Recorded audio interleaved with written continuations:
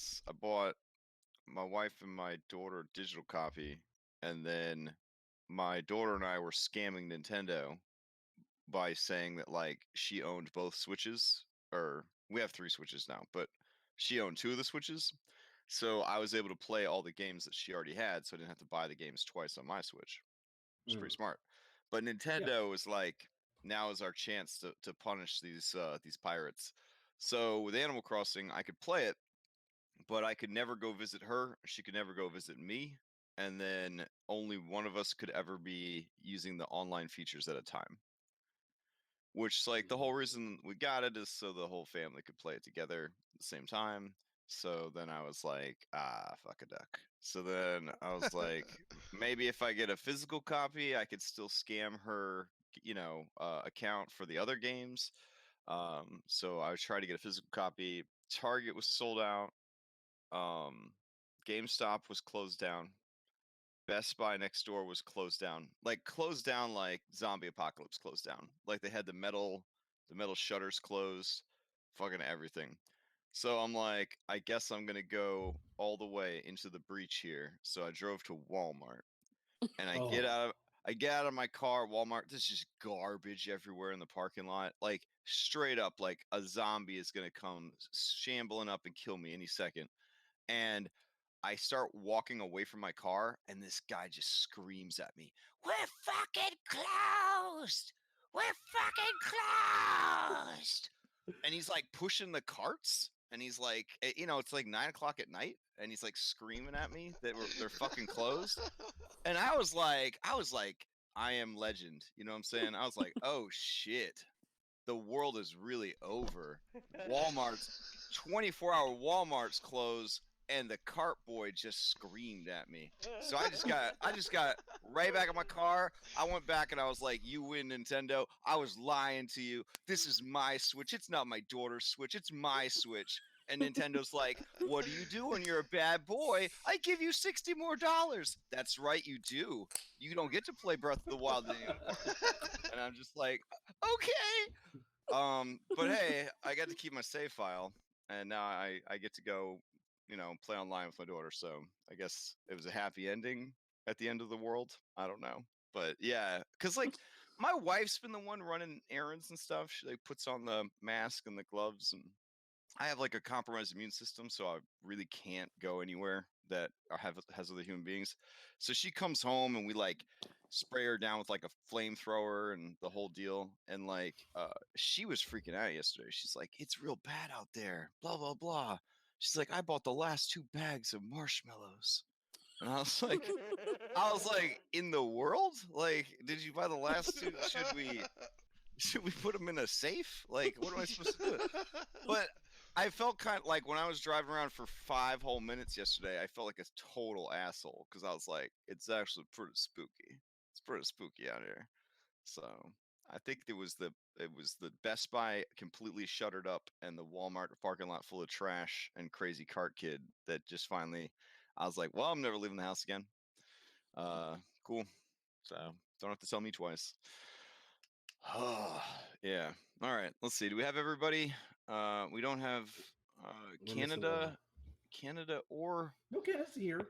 What are you talking Canada's about? here. I'm here. I've logged in Oh. the game and I'm in the.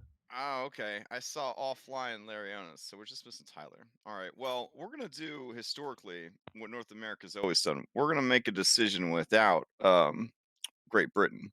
So um since everybody's stuck at home for the next X amount of time, do you guys mind if we switch to 1 hour later start and finish time for a little while? Or is everybody Yeah. No, that's yeah? That's fine. fine. We got 1 hour on Yeah. the table. I'm down for 2 hours later. Like, All I'm right. just saying, let's discuss this. If I you have guys can do absolutely it, nowhere to go on Sunday, so I hear 2 hours later start time. That would be 11 a.m. to 2 p.m. Eastern Standard Time. This would not be a permanent change, question mark, but for the foreseeable future. But I That's think I fine hear because our California weeping openly with joy. Is that... That does kind of sound like crying. It's like laughing and crying at the same time. I love you guys so much. All right, then it's settled by true democracy, which is very un-American, but we'll go with that anyways. So, is that okay, That's Canada? No. Well, You gotta- Canada has a long history of we follow suit with whatever time change you tell us to. Okay, fair enough. Fair enough. Crash, we gotta still put on the front, that it is true democracy. That's the American way. Oh yeah, Yeah. and I don't, and just So like the damn recent. proud. Just like the recent build battle, you could straight up offer to donate fucking money to charity to get votes. That was the most America thing I'd ever seen. I was like, wow. I don't know if I should interfere because, capitalism and stuff, but still, like, man. I mean, I'm willing to I've donate lobbied to for votes. charity that I have stock in. So Yeah, I have no doubt. I have no doubt. So, wow. All right. Let's go ahead and jump into this thing. A word of warning, because everyone is trapped at home and a lot of people are being deprived of their Dungeons and Dragons, there are a lot of thirsty people out there. There might actually be people watching us play D&D today. So sometimes, we pretend to stream, but like there might actually be people watching us. So Oh just no, like I've had so I've been playing that Warzone, was a and wink. like this That was a random wink. guy. I've been playing Warzone. This random guy was like, "Oh, you're James Crama." I was like, "Yeah." He's like, "Yeah, you play the D&D streams on Sundays, right?" I was like, "Holy fuck!" Some guys know. Like, yeah, that's You're me. making that up. I swear to You're God, I am making not that making. up. I swear, How not did you making that out. screenshot that or record? Because I wasn't trying to make a big deal. I was trying to play it really cool. Like, yeah. Yeah, I wanted bro, to that's ask me. so many questions. Like, are you like one of Crash's friends? Like, who are you? How do you? It was my mom. It was my mom. All right. By the way, James, go into our Discord and look at the TFT video I linked, dude. But we can continue. My mom is way too cool and tough to sound like that, but still. All right, let's go Would ahead and you jump like into some this. cookies? It's closer to the mark, yeah. So, all right. I am the shortest person in my family at 5'11". My own mother is taller and tougher than I am. I am like my. I'm like the adopted halfling of my family tree. So Alexi? At 5'11"? I am I am the midge. I am the midge. So Wait, Zach, all what'd right. you say? I'm sorry. Go into he was our referencing Discord a and look at the video. famous halfling from ancient Greece. All right. Let's refresh because it's been 2 weeks. 3 weeks ago, the most beloved character of all characters, Alva Stormchaser, was cut down by a malicious hobgoblin captain.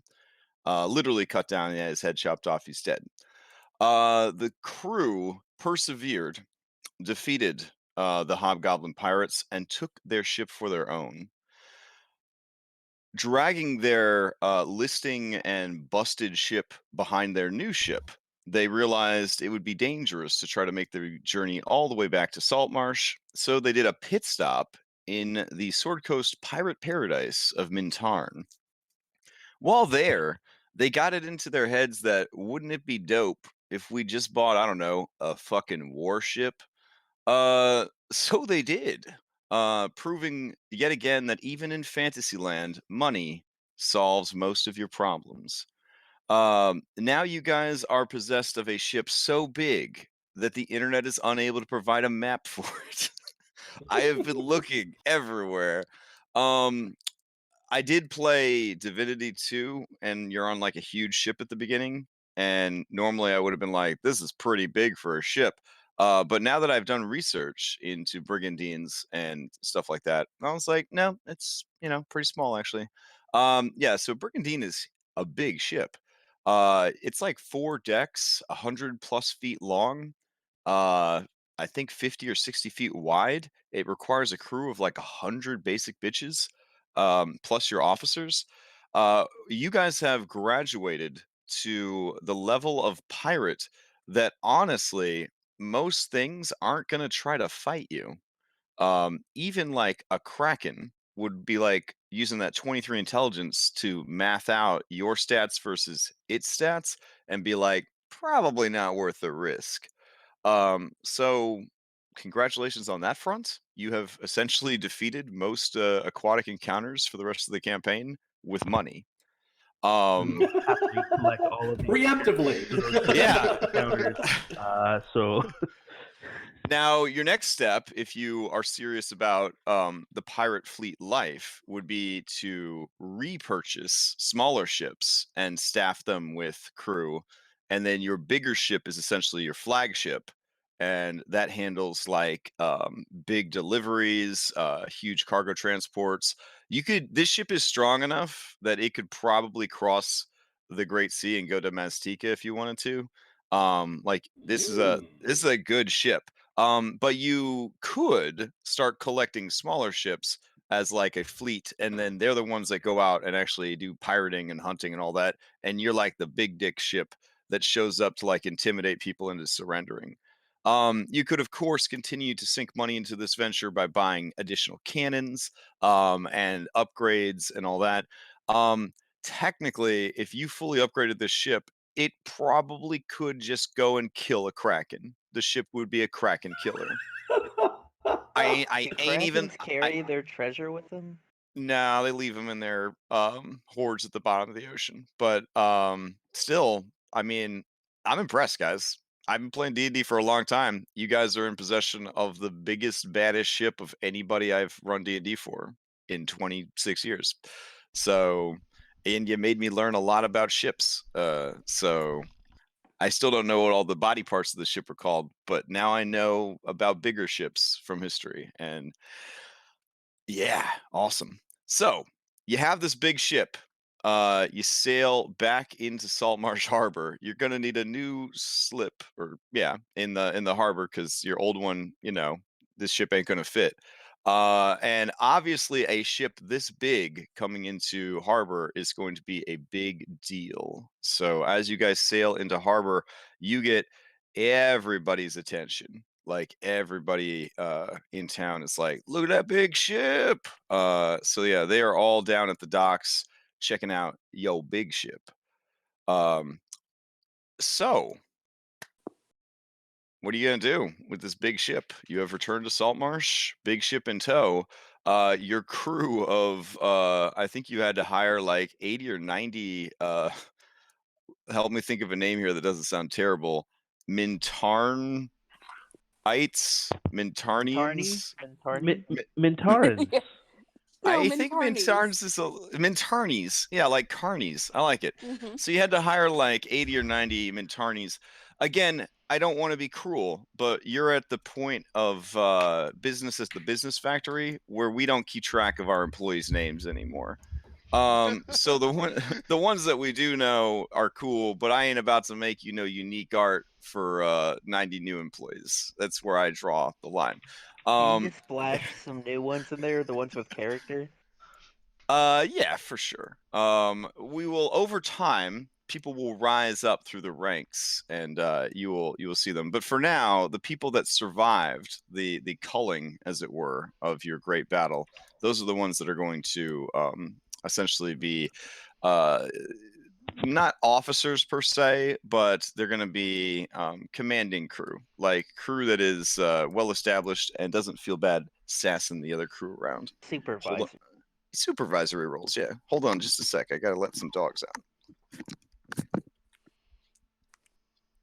left you in here because you're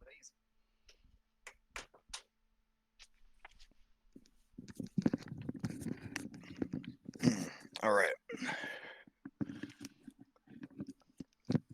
So, returning to the harbor, they do negotiate with you additional harbor fees. You are taking up quite a bit of room, so it's going to be a little more expensive. All of that, you're at a level right now where these kind of middling costs are negligible compared to the operating expense of having a ship this big. So all of that's just going to be rolled into your operating expenses for the ship. We have talked a little bit about the operating expenses for your ship. Your best bet is to make sure that this ship is always doing business. Like, make sure it is just any time it's just sitting in harbor, you are going to be losing some money on it. So you want to make sure that you always have it in tip-top shape and out there making that sweet money. Now, whether or not you are with it making money is something you'll have to decide in this session. So, with your ship returned to Saltmarsh, you have business in town, I believe? We do. All right. So what's on the agenda first? Looking to where I wrote it down real quick. Okay. We need to see about finding a cleric to sanctify our new hideout. And we need to, I don't know, I guess talk to Primewaters. Don't forget the captain of the guard. You still have the other half of the job to collect money for. Oh, right. Yeah. Do we want to let him know that we cleared out the lighthouse? The guard? If you don't, then he'll be expecting you to pay back the other half that he paid you already. Yeah. Wasn't it only it's like fine. 500 gold? Yeah, but he would, if we don't make good on it, he's going to be like, well, you owe me 500. I mean, I kind of like, I see what I'm worried about is them trying to be like, oh, wow, you freed the lighthouse. That's Saltmarsh property. Thank you so much. Here's 500 gold. I'd much rather it be more like, yeah, we kind of just have it now. It's ours. And if All I right, how about recall, this? you guys personally didn't talk any shit at Mintarn about basically, ghost busting the lighthouse. No, but we didn't. you did have a lot of crew on the loose in Mintarn. So, I mean, along this line of thought, there's a pirate nation less than a day's travel from the lighthouse that may or may not have been alerted to the lighthouse being free of We would of have its told curse. people, and especially Afra with her charisma and everything, to keep the lighthouse on the down low. Oh, fair enough. Mintar. Fair enough. Yeah. Now, here's the other thing. Even if rumors got out, pirates are incredibly superstitious. So it is doubtful that anybody would still give it a shot because, again, this lighthouse has wrecked people for centuries. So, just because you said you took care of it means nothing as far as like a more superstitious crowd would be concerned. So Yeah. you kind of work that through your head. And then, I guess the decision here is if you do, alert people in town that it is freed up, there is that, like you don't have the reputation of the lighthouse anymore to keep people away from it. Yeah, sort of like living in a haunted house, right? Like, even if it's not haunted. No one does want to mess with it. Yeah. Except pesky adventurers and their dog. So, yeah. Yeah, I just think we should talk to Primewater before we alert the guard and see what he has to say about it. Okay, fair enough. And Pietro has some business to attend to as far as he needs to go talk to Crim Shanker. And I guess how much gold did all of us have on his person? I guess I'm sending that along. Yeah, I gave it all to. Oh, Albus didn't have much on his person, but I gave you his cut, and it wasn't much. Well, no, I didn't get any cut because you got me that badass sword. Well, I distributed money to everybody. Albus had 550 gold on his person. Yeah, there it is, 550. I'm sorry, we're kind of at the point where that's not that much, but yeah. We are, but there's a reason I'm doing this. But for his next of kin, it's not too bad. Yeah. I mean, it ain't too shabby. So 550. So add 550 more gold, I guess. Pietro. That would have been on his person. All right, I will. I divvied out money to everyone last session, and I don't know. Having to divvy out money is the pits. Where'd So. you put it at? Yeah, the money you divvied out last session though, which included Alvis's share or cut of the thing, that's separate from what he had on his person. I didn't have that on his character sheet. Yeah, I just posted up the extra 550. Yeah. Yeah. All right, so You return to Saltmarsh late afternoon. By the time you get all the docking and stuff taken care of, it's approaching the evening hours. So the sun is going to set around 7. It's probably about 5 when you finish getting everything moored and anchored and sea terms. I don't know. So what next? I think go meet with try and meet with Primewater. Okay. If everyone's What ready. are you doing with the body of Alvis? You bringing it to dinner or? We need to have a funeral. I thought we Or did you we bury him also at buried sea? him at Buried sea. him at sea, I thought. Okay, yeah. On the way So, back. all right, fair enough. So he was buried at sea. The There we gorilla go. shoot a fire arrow at the boat as we sell them off right now. Aw, did you? I think you got rid of your other jolly boat, but this brigandine probably has about 12 jolly boats. So, I guess you could burn one of them. It would be on brand for Jenna. So, Yeah, I would have given him a jolly boat. all right, Alvis receives his retirement jolly boat. His body sails out into the wide ocean, and then Garuda. Do you use sharpshooter to do it, or do you just shoot a normal thing? Like, do you? All right, for story purposes, you are a skilled enough archer that you perfectly land the shot on the first try, and the funeral pyre you have built on the jolly boat burns beautifully and long and then sinks beneath the waves. The ashes of Alva Stormchaser gathered up by the sea winds and carried high into the sky, mixing with the clouds. Off in the distance, the rolling boom of a gentle early summer storm. Now, RNGesus would like to know, would you like to roll to see how good that shot actually was? You know I do. Or are you... All right. I go to roll a normal longbow shot. There you go. 19? Okay, all right, yeah. So it was exactly as we described. So, all right. There are some wet faces, some sore eyes from crying. Alvis was a force, and much of the experienced crew that has been with you for a while, they cannot believe that he is gone. It has sort of changed some of them in ways that I don't know. They won't be able to go back to their more lighthearted, foolhardy kind of ways. So seeing that you guys are legit about this privateer / pirate life and willing to take some huge risks for some huge gains, it definitely was cemented for them how serious you are about it with the sacrifice that was made by Alvis. So, all right.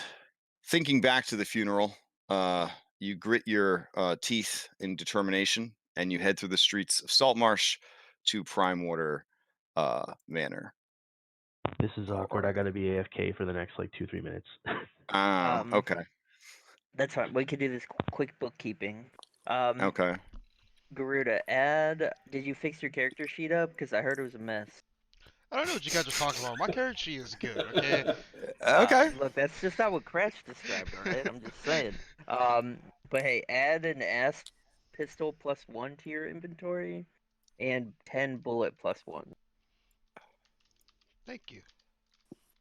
That costs 4,000 gold, by the way. You're welcome. Oh shit. Yeah, we did some major upgrade while you were. Atro got the real thing, but It's not still the pretty cool. worst. It's not the worst character sheet I've ever seen. I'm gonna put it out there. I have seen worse character sheets. I feel like my character sheet is like when your mom tells you to clean up your room and you throw everything in a closet and you're like, my room's clean, mom. What are you talking about? Like that's how I feel like my character sheet is. Just All I know is That I checks remember out. when you played in like the few games that I ran, your character sheet was atrocious. So a buddy of mine in Tomb Annihilation, he had to miss the final session against the final boss of the whole campaign and he's like, just play my character for me. And I open up his character sheet. This is a guy that DMs like all the time. He's a dungeon master. His character sheet was essentially blank. Like in Roll20, it was just, it had like stats. That was it. I was like, you son of a bitch. He had pretty much just been, whose line is it anyways, his entire character. Yeah. All right. So anyways, you guys head over to Primewaters Manor, wherein you are here to deliver word about your progress with the lighthouse and possibly some other news as well. You could drag your minis out to this map if you would like. You should be able to see it regardless, though. Let's see. Feliza greets you at the door and kind of looks at all of you and says, oh. And she kind of reaches out and takes your hand, Jenna, with both of her tiny gnome hands. And she says, I'm so sorry. Please, come inside. Why are you sorry? Oh, well, the lady of the house, she's been a fit since, well, the angel, as she puts it, passed away. Makes sense she would know that. Thank you. It doesn't, but okay. You know what would cheer you up? Some drugs. Here, I'll take you to the drug lounge. You're Jenna- speaking my language. Jenna stares daggers at Garuda real quick, like, let's not go too crazy. All right, so you guys I'm wait greedy, in the Jenna. drug lounge, and eventually, Primewater does arrive, and he kind of looks somber, and he says, "So, great loss, but great gains. I'm to understand." Real good gains. Yeah, the whole city is already talking about your new ship. What's the name of it? I didn't catch it. Can we pause the game? Sure. We press pause. The menu come up. What is the name of your Did we ship? decide on this Wait, we had some good ones. Let me look real quick. All It's how right. masterful how Crash, makes a simple question turn into a big role-playing thing that we should have had This decided is a big weeks ago. decision. I'm pretty sure we did, like...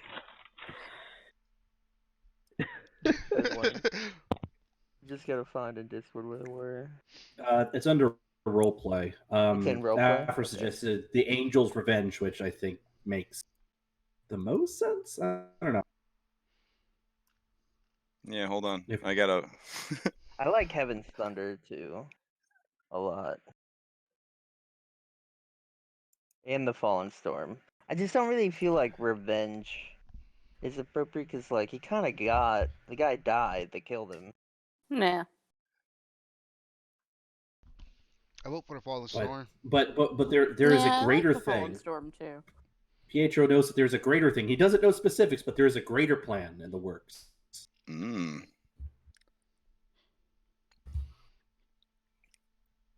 I vote Fallen Storm.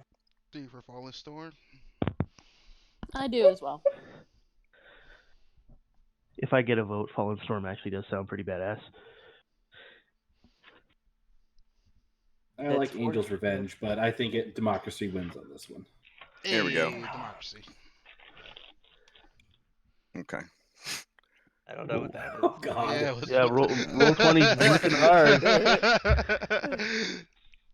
This is the buffering thing. So since you're Yeah, trying to okay, figure we're out, good now, yeah. we're good. Okay. Yeah, It We call it the Fallen Storm. Okay, his big bushy eyebrows kind of rise a little bit, and he says, "That's a good name. It's a real good name.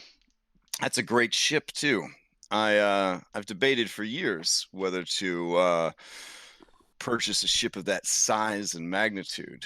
Felt a bit ostentatious, also a little hard to outmaneuver competition on the waves. sort of has a in-your-face presence to it. You know, challenging anybody that might come after you rather than just evading and avoiding.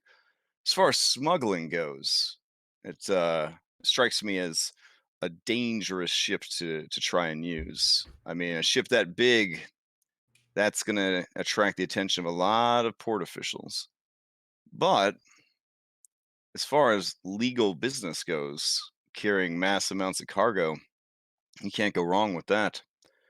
I hope I'm not overstepping, but as you know, I am a businessman. I make a lot of business at the business factory, they say. And if you're looking for help, I could certainly find a use for a ship of that size and caliber in my fleet. When you're not using it, I can keep it busy and uh, basically have my bookkeepers take care of everything, and you'll get a cut at the end. Yeah, I could definitely be under your employ when we Well, have business outside of the seas. Yeah, let's keep it as like an independent contractor kind of. Oh, absolutely. I Yeah. don't want to take your ship. Certainly would just be able to find work for it. So Okay. it's important that I maintain some legitimate business dealings. So a ship like that would be perfect. So the North is still recovering from that whole affair with the giants, so we could use it to run supplies up near Luskin in the Sea of Moving Ice. I don't know how you feel about the ship being gone for long periods of time, is the other thing. So those are all things we'll have to sort out and discuss. I am sorry for the loss of your friend, even though he rubbed me the wrong way. I admired his spirit, his audacity. My sweet wife has not taken his loss well. She woke midday, just inconsolable. Visions of his execution playing out for her. But you're home in Saltmarsh. Tell me, how did it go at the lighthouse? Was it truly haunted? It was truly haunted. There's an ancient eldritch being inhabiting it. We barely managed to clear it out and claim it as our own. And no one tried to kill the party. Mm. That's an Yeah, that interesting dish. addition there, Garuda. Worth mentioning. Okay. But now you've claimed it as your own, I suppose? Well, I mean, you said it yourself. It would be a good base of operations. Certainly. It's very close to Mintarn as well. So easy to resupply, fence goods. I hope it doesn't lure you away from Saltmarsh, though. I mean, we'll go where there's money. Mm. Well, there's still money out on the table if you are interested in pursuing a matter I have with Daggerford. Yeah, I do believe we were interested in that. Mm. Do you have time to discuss it? That's why we're Yeah. here. Ah, excellent. Whew. All right. Well, forewarned is forearmed. I made sure to gather some information here to sort of prepare you for what waits. Are any of you familiar with Daggerford, the city? And basically anybody that's from the Sword Coast, you've heard of Daggerford. You can attempt a history check to see just how much you know about Daggerford. I'm not from the Sword Coast, but I think I came through If Daggerford on you're my way. trained in history, you could roll it regardless. If you are from the Sword Coast but not trained in history, you can attempt it. Okay, so yeah, Afra, you would know that Daggerford is built up on a hill, and it's very old school, like medieval serfdom situation. So they've got a big castle on the hill, they've got a castle town around that, and then the surrounding lands and hamlets and whatnot fall under the protection of Daggerford proper. Saltmarsh is one in a long line of independent city/towns that they are trying to absorb under the protective umbrella that is Daggerford.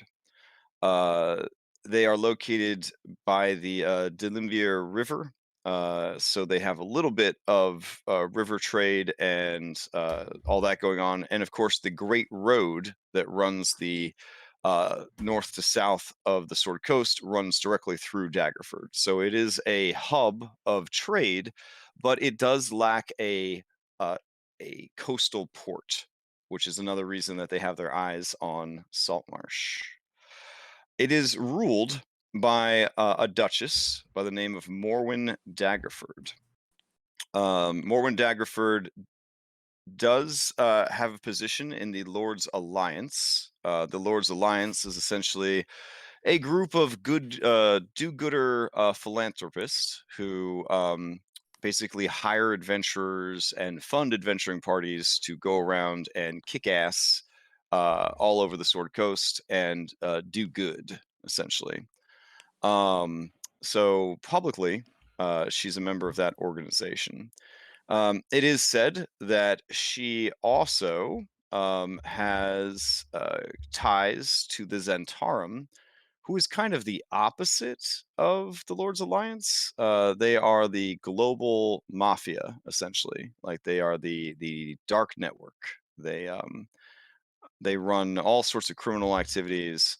Blah blah blah blah blah. So is it unusual for a politician to be both a good guy and a bad guy? Absolutely not.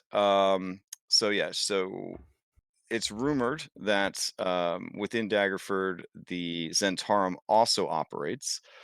The town of Daggerford also has a cathedral to the Dawnbringer, a god of quote unquote lawful goodness and humans. So they've got that going for him. Lathander is his name. And let's see.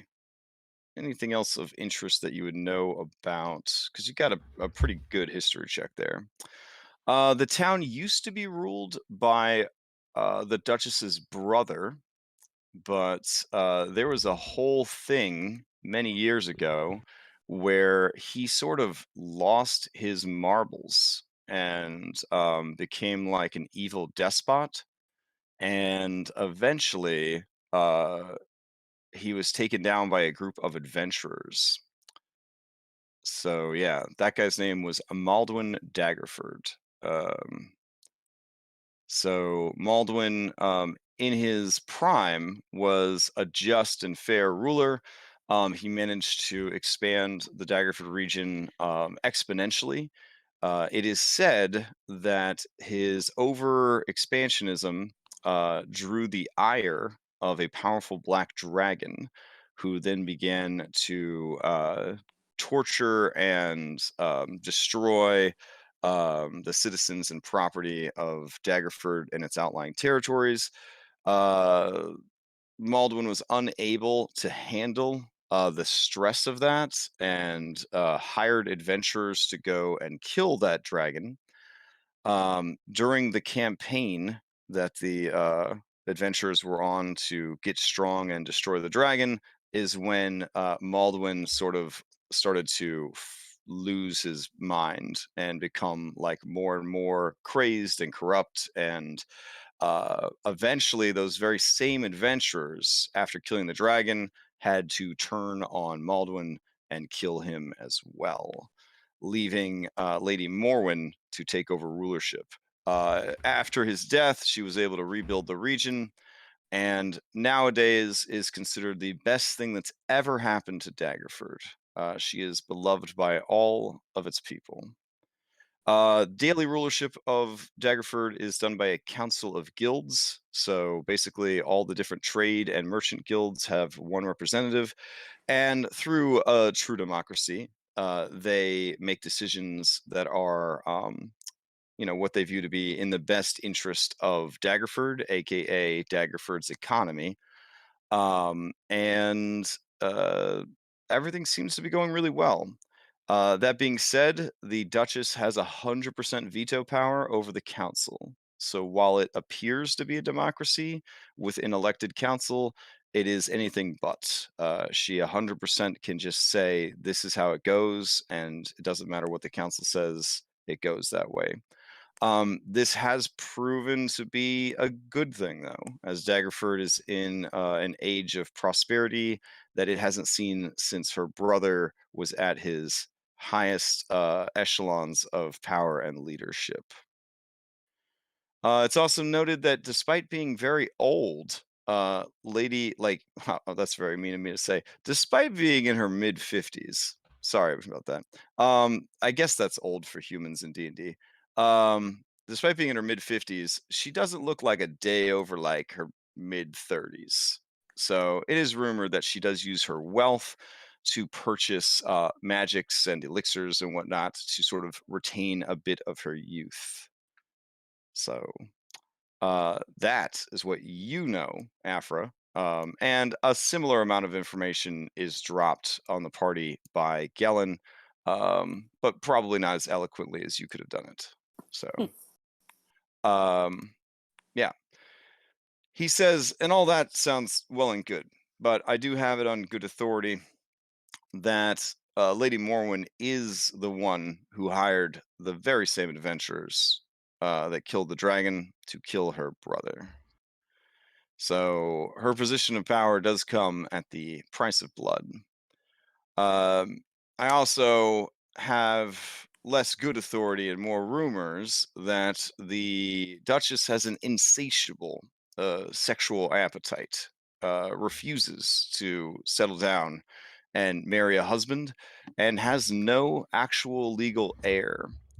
So with her death, would come a great political upheaval as the Council of Guilds would essentially tear itself apart, fighting for leadership of Daggerford. This would free Saltmarsh up to mind its own fucking business for once.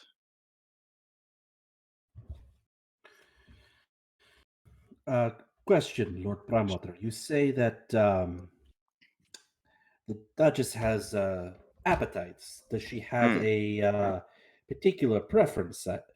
Pietro looks sort of sideways at Afra as a possible means of gaining access. Her tastes are eclectic and varied.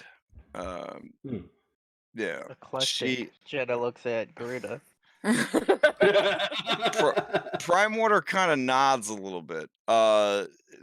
She does have a dragonborn, or did have a dragonborn ambassador living with her at the manor. A slight scandal, but again, the people of Daggerford enjoy their prosperity more than they enjoy their ancient and antiquated morals. But that individual died, actually. They believe he was poisoned, and that the killer is still at large. You actually met his son, that black-scaled dragonborn. Trying to remember his name. Lord Pharos, I believe.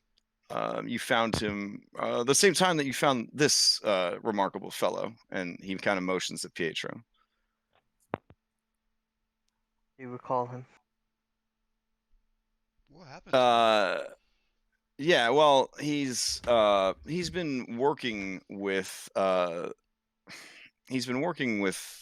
authorities in the town, essentially Daggerford loyal authorities, and is constantly seeking to undermine our efforts here, while bolstering Daggerford's position here. I think he's convinced that someone here in Saltmarsh is responsible for murdering his father, and is taking it out on the city itself through his strongest weapon, politics. Can I incite him when he says someone's responsible for murdering his father? Yeah, well, sure. did someone murder his father, Primewater?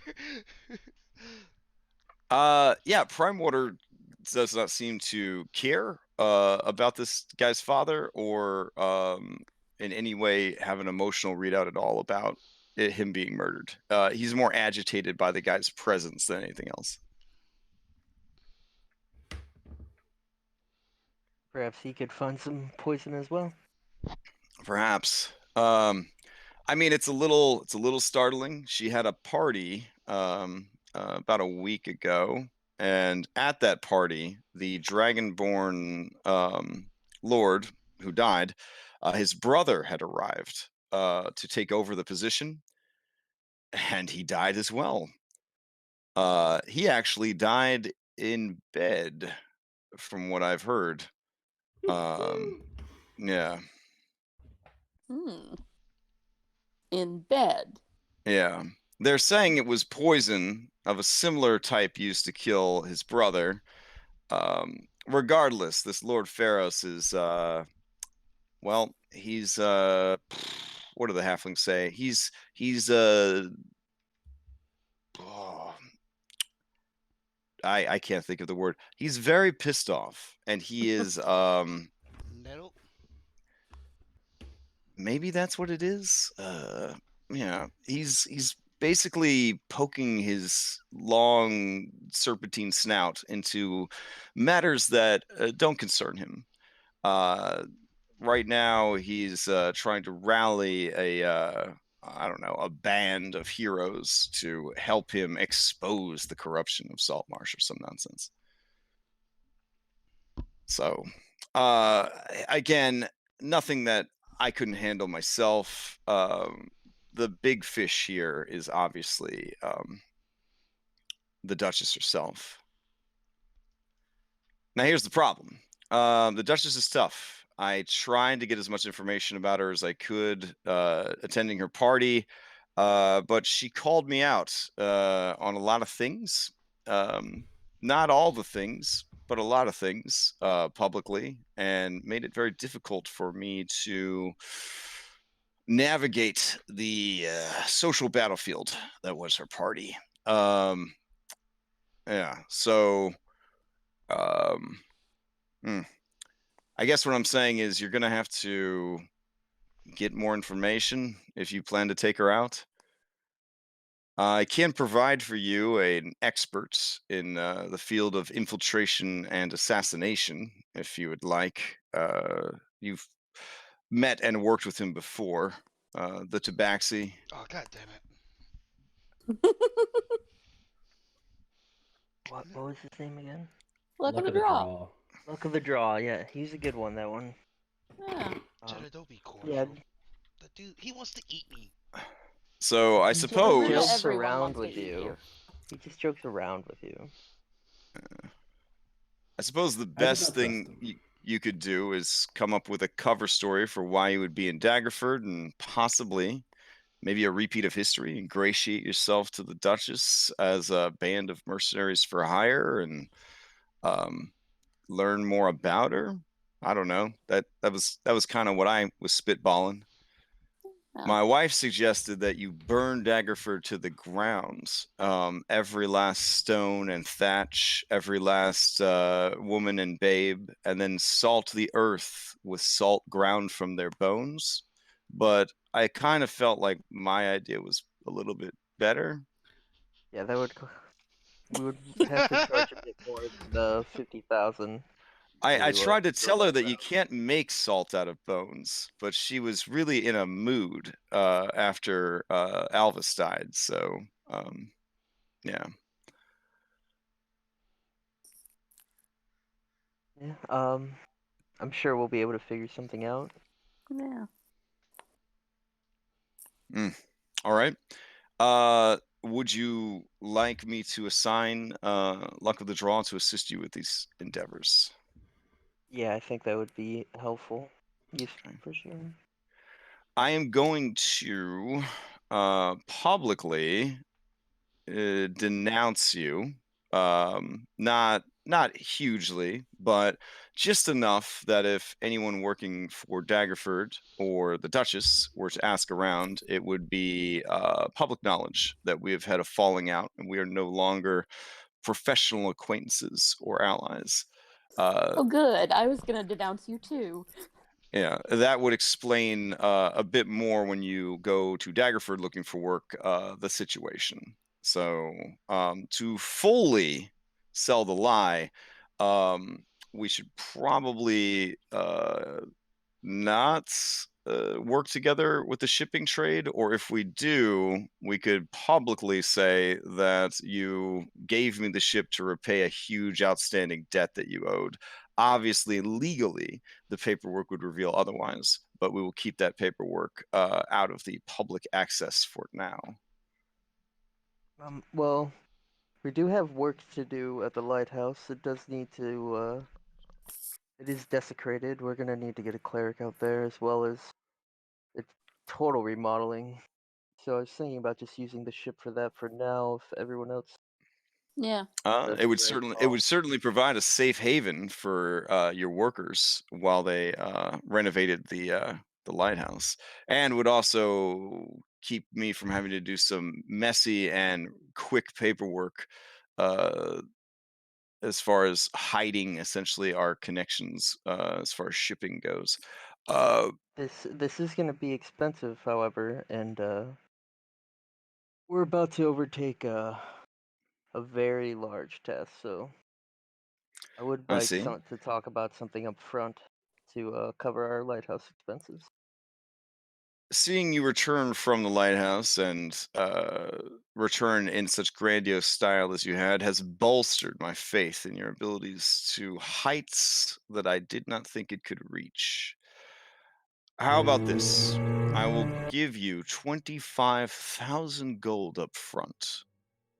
But in doing so, I will insist that some of the workers and guards and possibly even the priest be people of my choosing. I don't see any problem with it. Jenna looks at everyone else.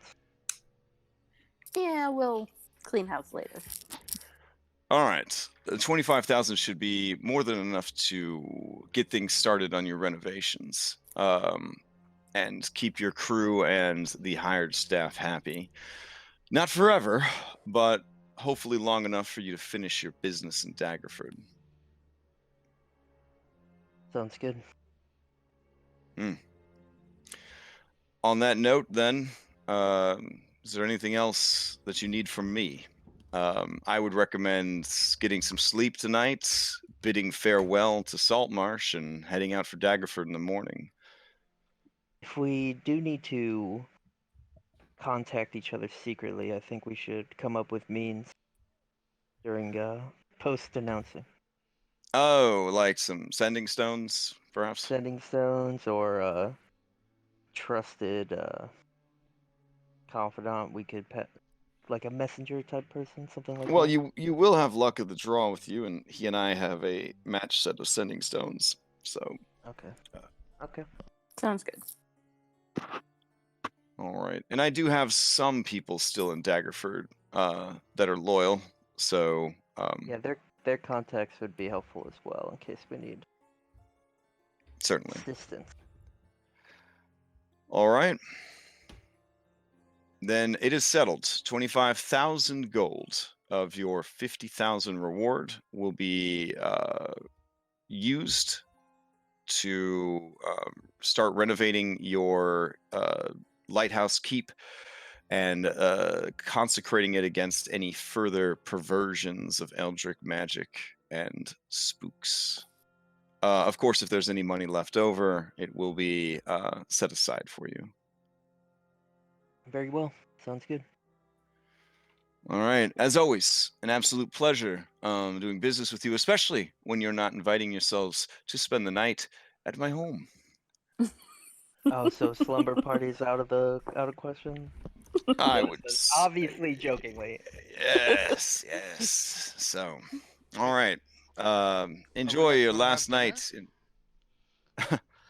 I Well, mean, the missus is focus sort dinner, of in a actually. state. I wanted to spare you.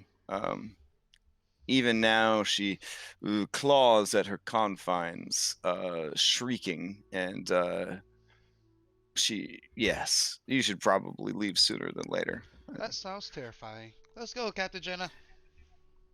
Let's Um, depart. as everyone is filing out, I would like to go up to Lord Primewater and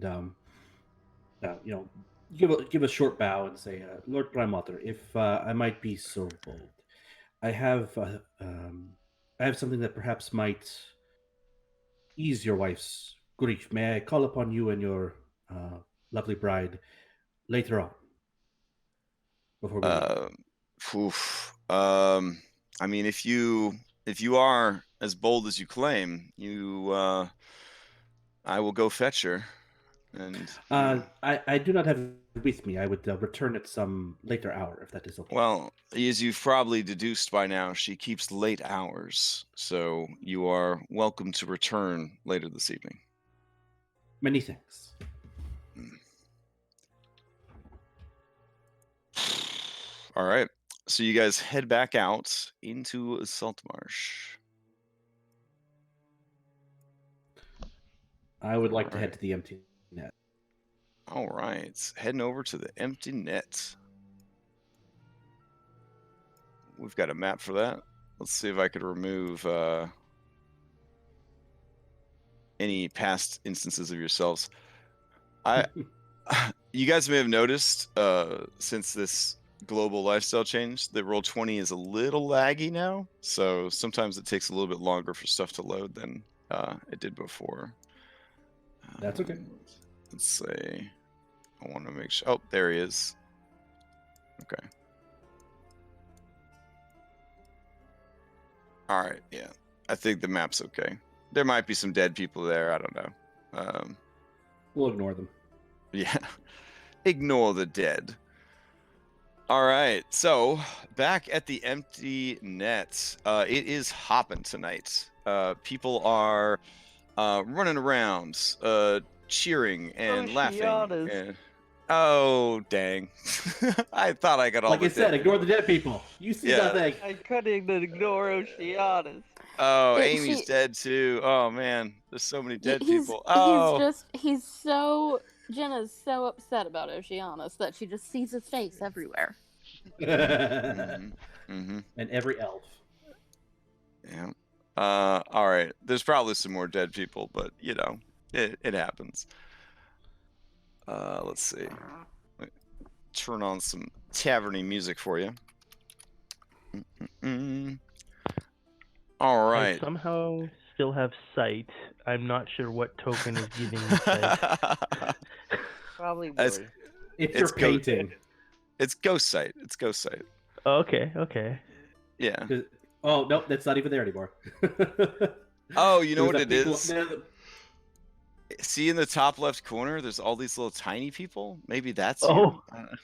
Hold on. No, it's your bird. There it is. Okay. I still have sight. Alvis is like in every floorboard of this establishment. Wait, isn't the painting in here? That You're seems through about the right. He's painting. flipped on every table and surfing. Yeah. His DNA infuses every grain of wood. Ugh. Glad they don't have black lights back in the day. Oh my goodness. Well, Yeah. I Turn mean, it we have on. magic, Why is everything so- white? There's definitely a cantrip for that on Yeah, D&D. I was gonna say yeah. the black D&D light homebrew. cantrip. Yeah. All right. I don't know why you could see, but we'll just assume it's because your spirit is so infused into this place. All right. Not to like reveal too much about my personal life, but that looks like a very familiar token. What? What are you talking about? You crazy. You crazy. Yeah. Okay. Look, Anyway. that was a great movie series. Okay, it was great, and it won awards. All right, it was the first movie of its kind to include that much CGI. All right, so Okay. For years, I was saying that I want to see a legitimate movie comedy starring Bruce Campbell with Evan Stone because they would be comedic gold together. But This if is you like guys old people are stuff. curious, it's a great movie. I'll link it in chat, I guess. So especially during these trying times. About. Yeah, no worries. It came out like 10 years ago, which I think Remy would have been like 4 or 5 years old at that point, so I can understand. Yeah. I was So, like 19. I thought it was like so the porno version of Pirates of the Caribbean, but maybe I'm wrong. that's Yes, exactly. Yeah, that's yes, we yeah. were we were dancing around the truth, but yeah, that's exactly what it is. So that's the thing about Well, Garuda. He's on point, right to the target. They actually released they released versions where they cut the porn scenes out, and I used to work at a Hollywood video way back in the day, and they offered those for rental. It was one of the Blu-rays that we had. That was amazing. Some big technology back then. Probably a nightmare. But honestly, it would be a comedy pirate movie at that point.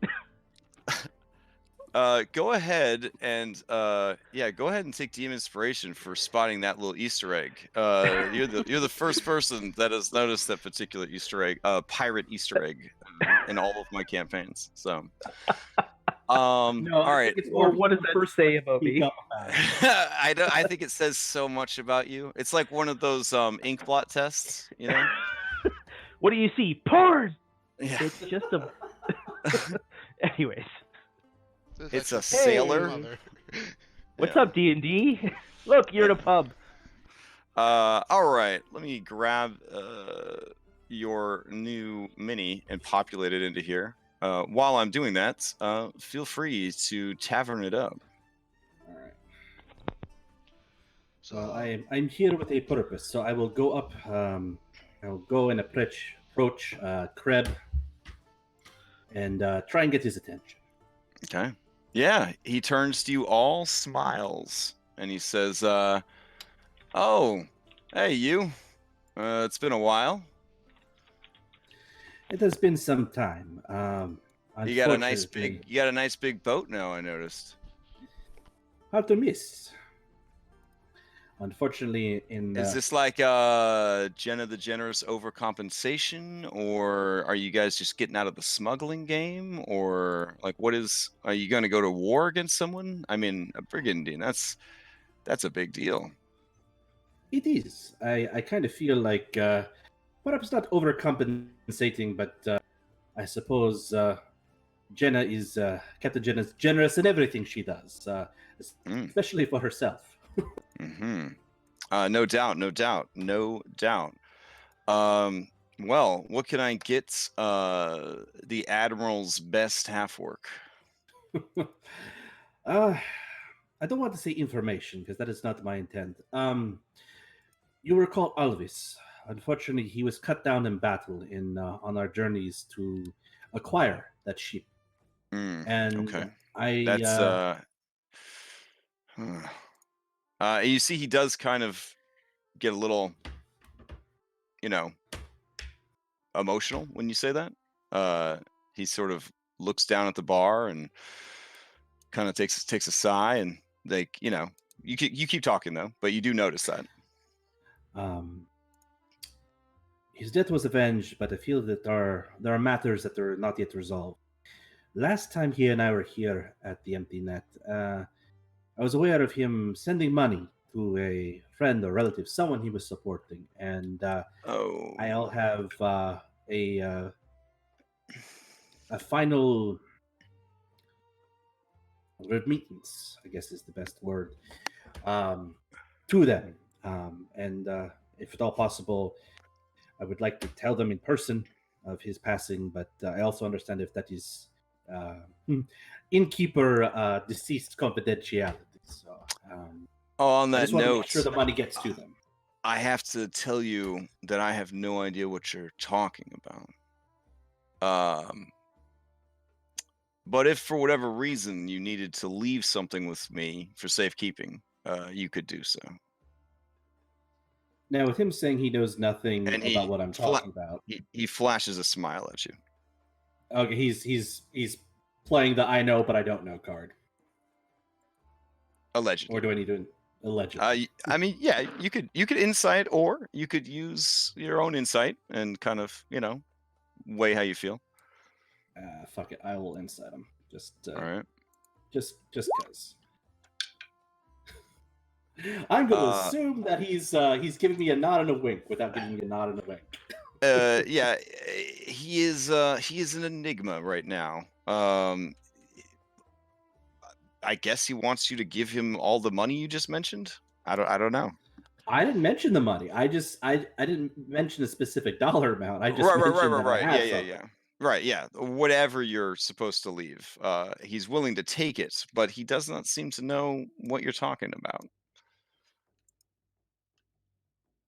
Maybe if there was some kind of safe word so that he knew that you were on the up and up about all this. But I'm sure if you and Alvis discussed this ahead of time, there was some kind of safe word exchanged, right? I mean, you wouldn't just like have some secret business and not have a safe word, password or something. Try pineapple. Man, you got it on the first guess. Perhaps you could deliver some pineapple to this friend that he is supporting. I don't know. Oh, wouldn't you say that? He raises an eyebrow and says, it was close enough. So. God.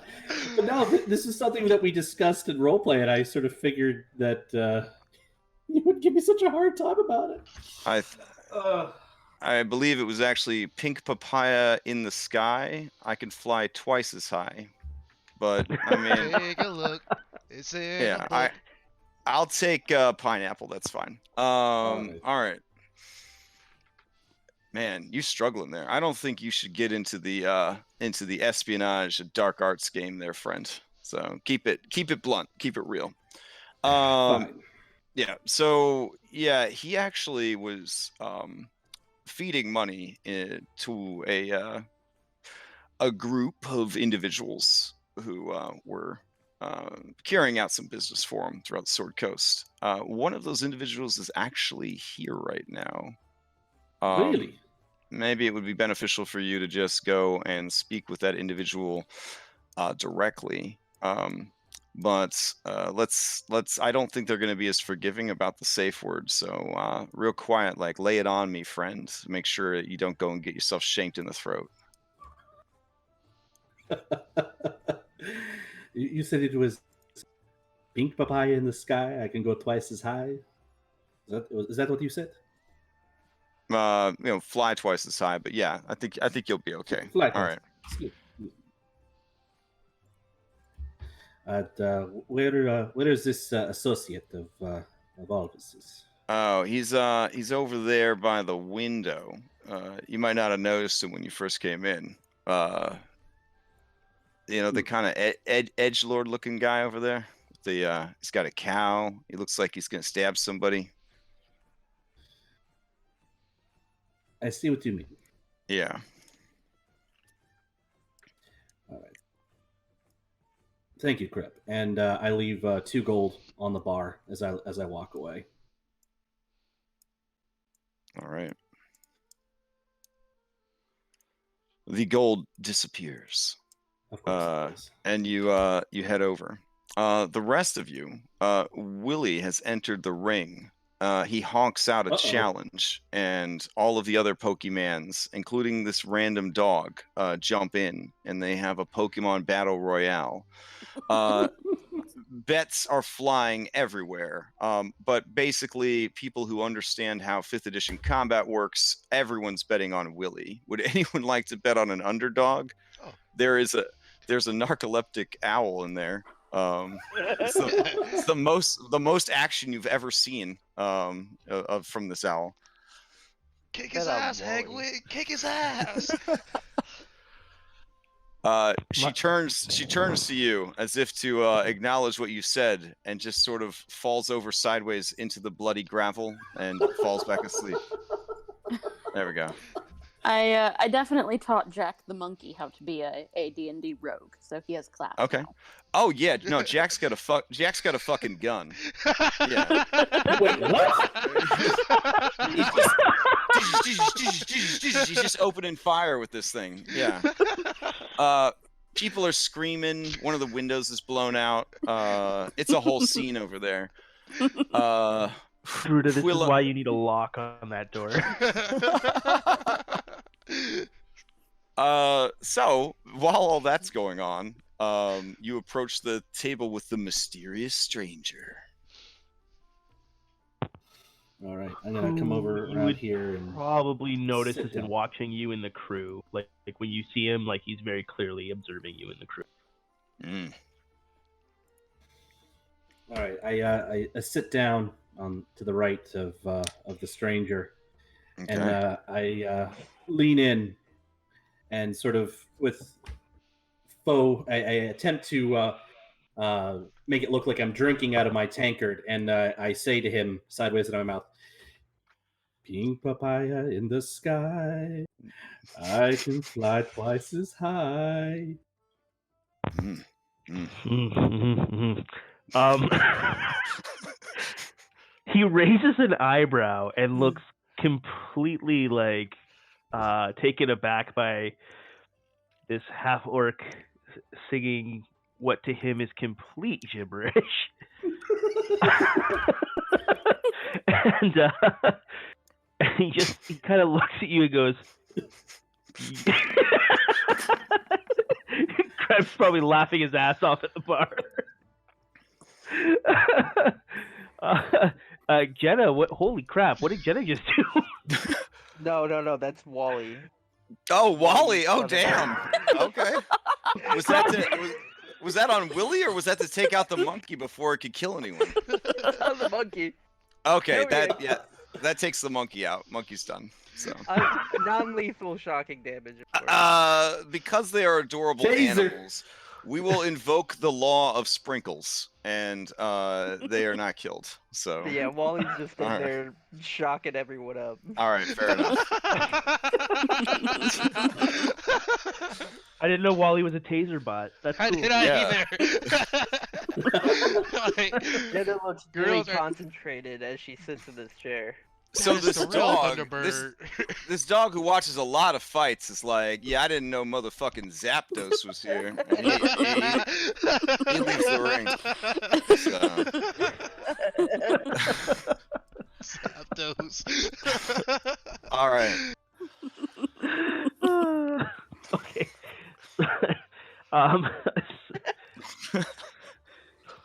So I'm gonna gather myself here for a moment. In my head.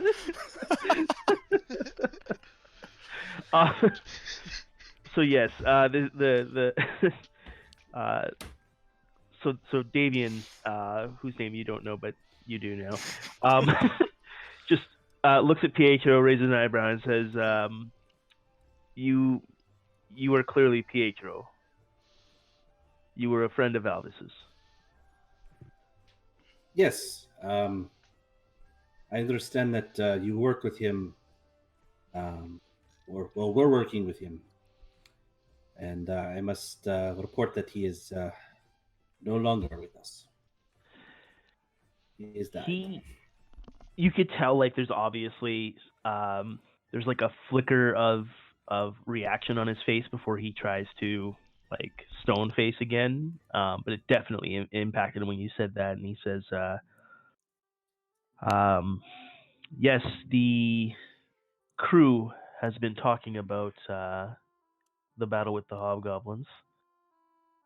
For what it's worth, the man who slew him is also dead in the most violent way, and we killed the rest of his crew.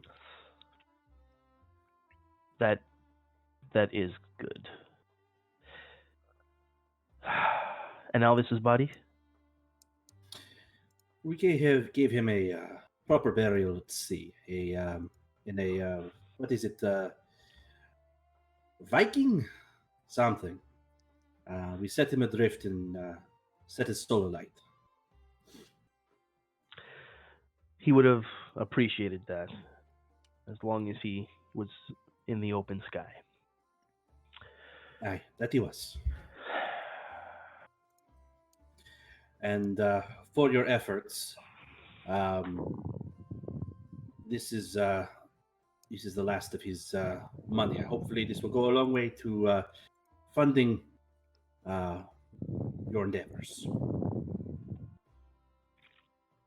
He And I pass him the bag of gold. It's a he'll fat kinda sack of gold. Yeah. he'll slide it under his cloak there, with a nod of thanks, and he'll just say, almost absent-minded, like he's not really talking to Pietro at this moment. He's just kind of digesting everything, and he just says, "I'm the one who sent him here." And then he looks up at Pietro and says, "Would you be able to arrange a meeting with your captain?" Certainly. If you don't mind my asking, what is it that you'd like to talk about? I have information that I was going to give to Alvis, but I think would still be very valuable to your captain in particular, and to your crew as a whole. I believe our endeavors, and then he kind of like stops and he goes, "My endeavors," as he like pours a bit of his ale down on the floor for Alvis, might align with yours for a time.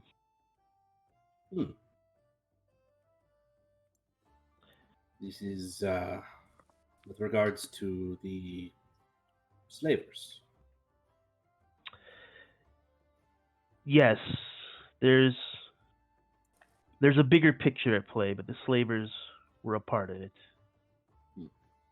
If Alvis was to die, at least he died fighting that particular ship. But there are those who hired them. There's always a bigger fish. He nods at that. Alvis alluded to such machinations, and I promised him that I would help him when the time comes. So I feel I am duty bound to assist as I can,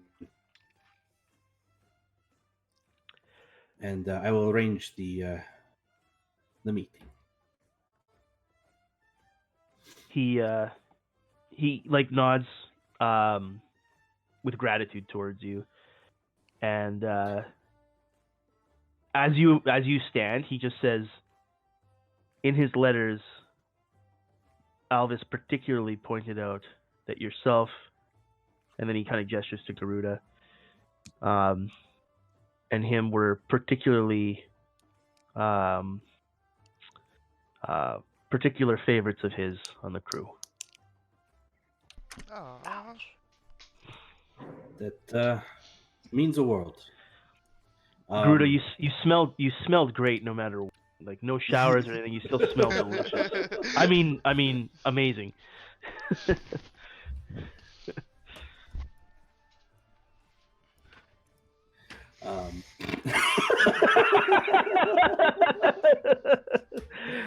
I'll also point out, so the character that you're talking to, he appears almost like a fairly young human male, although like he's not hiding it to you, Pietro. I know he's got hood up in the token, but his hood would be down at the moment. And you do see that he does have slightly pointed ears. He's not gilled like Alvis was, but you can definitely tell that like his skin doesn't seem normal. It almost looks like stiff in a way. So you would probably figure out that he's also been someone who's been like experimented on, and yeah.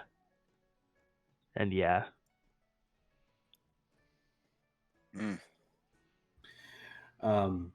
then thinking better of it and harkening back to Krebs' comment of, "Dude, you suck at espionage." Pietro will reach out to clasp Davian's hand, and as they shake hands, he'll lean in and say, "Is this a conversation that is best had in private, or should I bring over the captain?"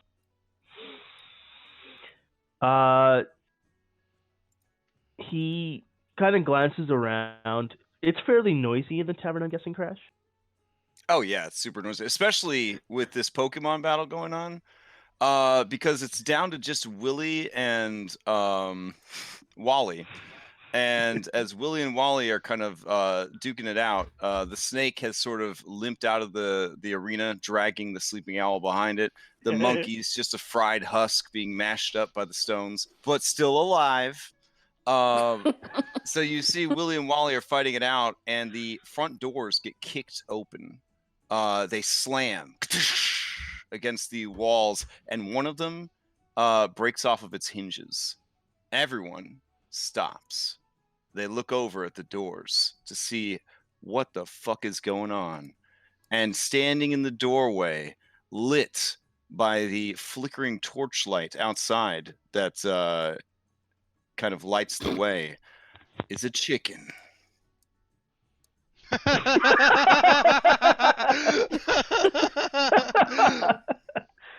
All right. Afra, with your keen intuitive sense, you feel that this is more than just a chicken.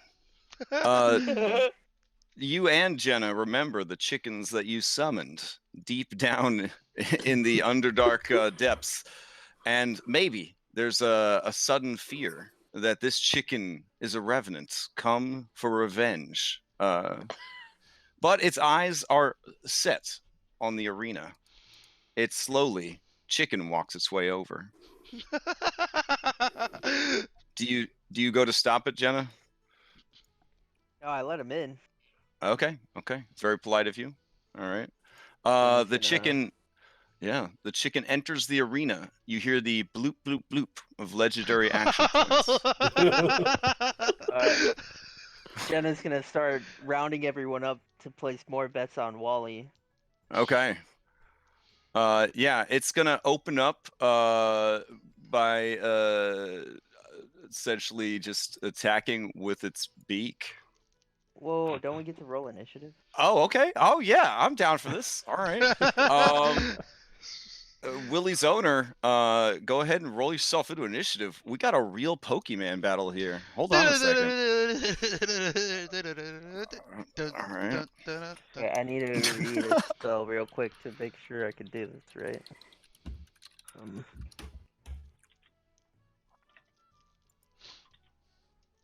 Where?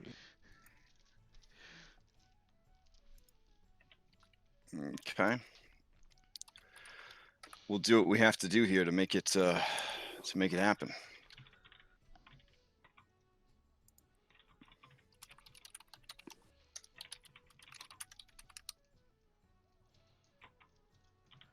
All the weirdest shit happens whenever we go into the tavern. This particular tavern, especially. All right. Anyone else that feels that a fight between normal animals is something that they want to get involved in can certainly roll into this. But if you would like to continue having your very serious conversation down here at the table, you definitely can. I think we're waiting because we want to talk to Jenna.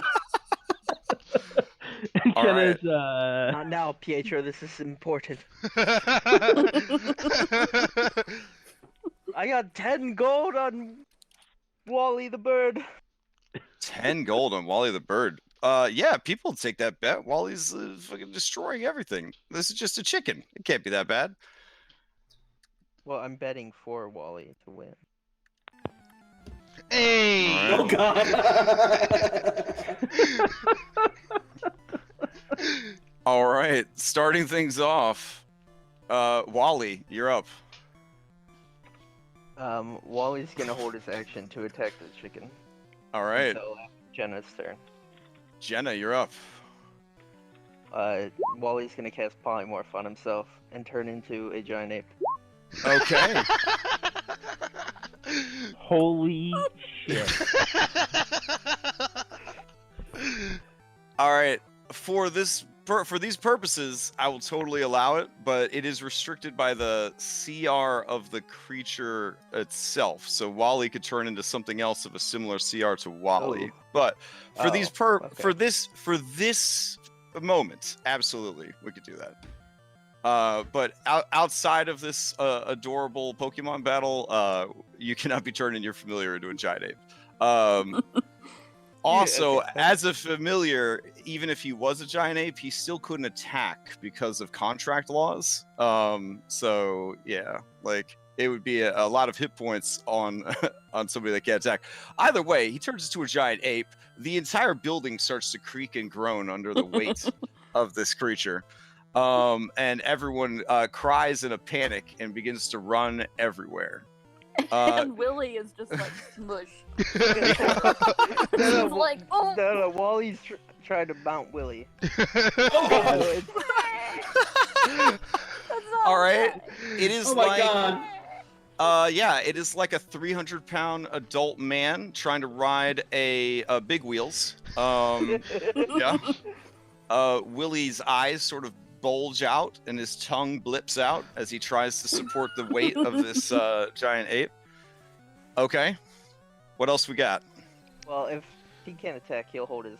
Oh no, for this goof, you could totally have him No, attack. I'll let the chicken get a hit in. Oh, okay. All right. The chicken will take you up on that offer. All right. I need Willie and Wally to make saving throws wisdom based against the frightful presence of this chicken. I need the giant ape character sheet added to. Oh yeah, sure. Let's see. Oh, Willie's scared. Oh boy. I'm I didn't scared click too. that twice. I'm scared too, Willie. All right. I would be let's- petrified if a giant ape was trying to mount me, so I understand Willie's expedition here. All right. Wally's scared. Honestly, at this point, I just sort of imagine that Willie has the same personality as our mentally broken retriever mix. All right. He's just scared of everything. All right. The chicken opens up with a peck attack, and then 2 wing attacks. Fire? Yeah. It's a demonic chicken. That's the one, the They all spicy chicken. All right. Look at the damage on that thing. The This is a damage, boss. dude. We all gotta get in here.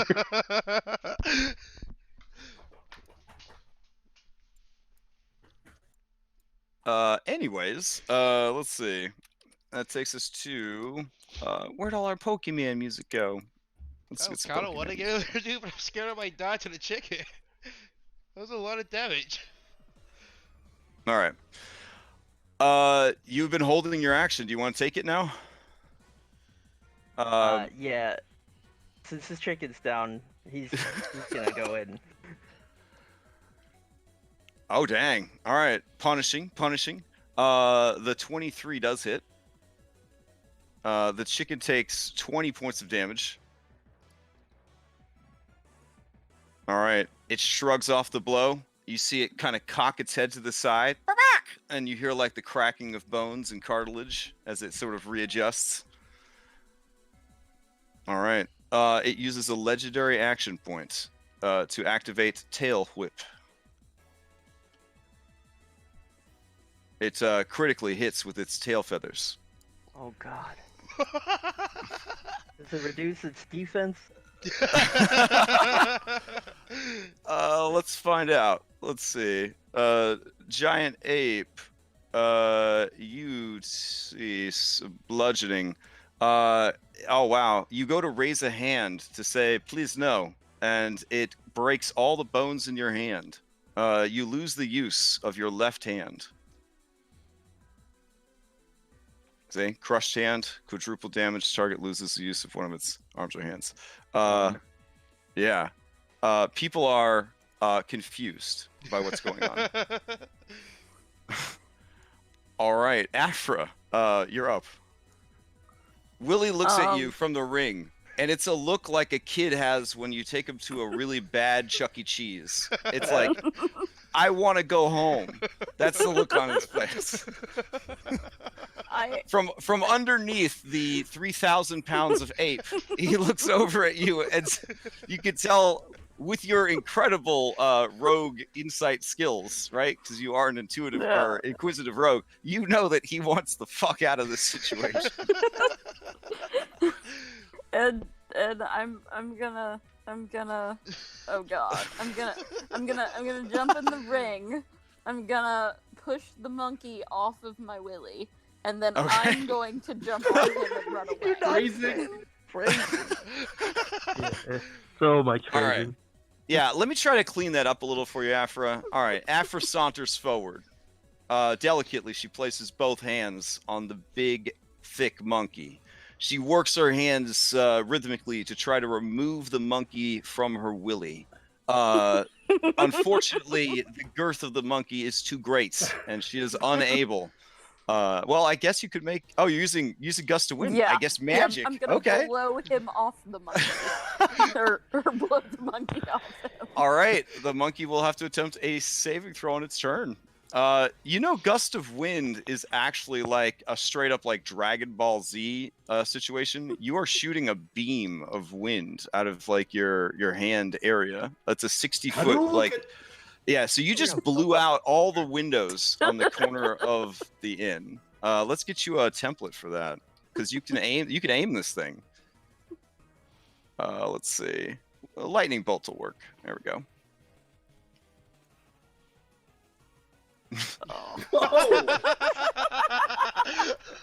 It doesn't just blow out the windows, it blows out the fucking wall. Yeah, so that's bad. This was already under a lot of structural strain, so cool. Just showing our favorite bar. We're trying to get him on his back. Willie, give me a strength save against the gust of wind. Unless you're aiming it sort of upwards towards the monkey. I'm aiming it upwards at the monkey. Okay, then you just so you're blowing a hole in the roof. Got it. Yeah. Okay. Like right. I'm trying to launch the monkey into the upper corner of the room. All right, Willie, because we have strong consent rules, if you do not consent to be used as a mount, you may use half your speed to unmount, and that is totally okay. Yes, well, yes, all right. He will do all right. that. Willie uses his squishy blubber to sort of extract himself from between the monkey's legs. You will need a disengage, or this chicken gonna come after you. Oh yeah, no, we'll disengage. Okay. All right, the chicken watches you go with a hungry look on its face. All right. Back to Wally, top of the round. Wait, sorry. After Willie's turn, it is going to tail whip you again with its legendary action. Here we go.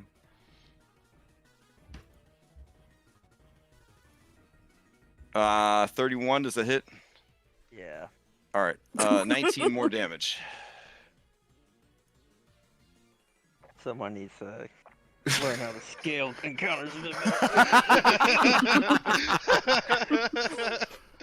I think you can plainly see that this is just a chicken, so I'm sorry if you're struggling with it, but I pulled it directly from the monster manual.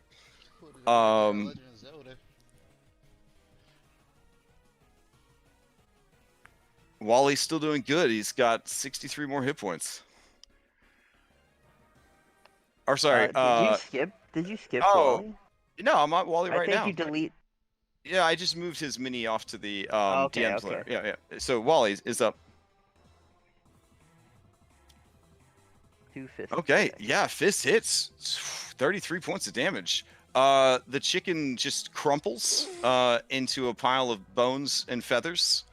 And then horrifically, you see it just start inflating like a balloon. You hear the crackling of bones inside.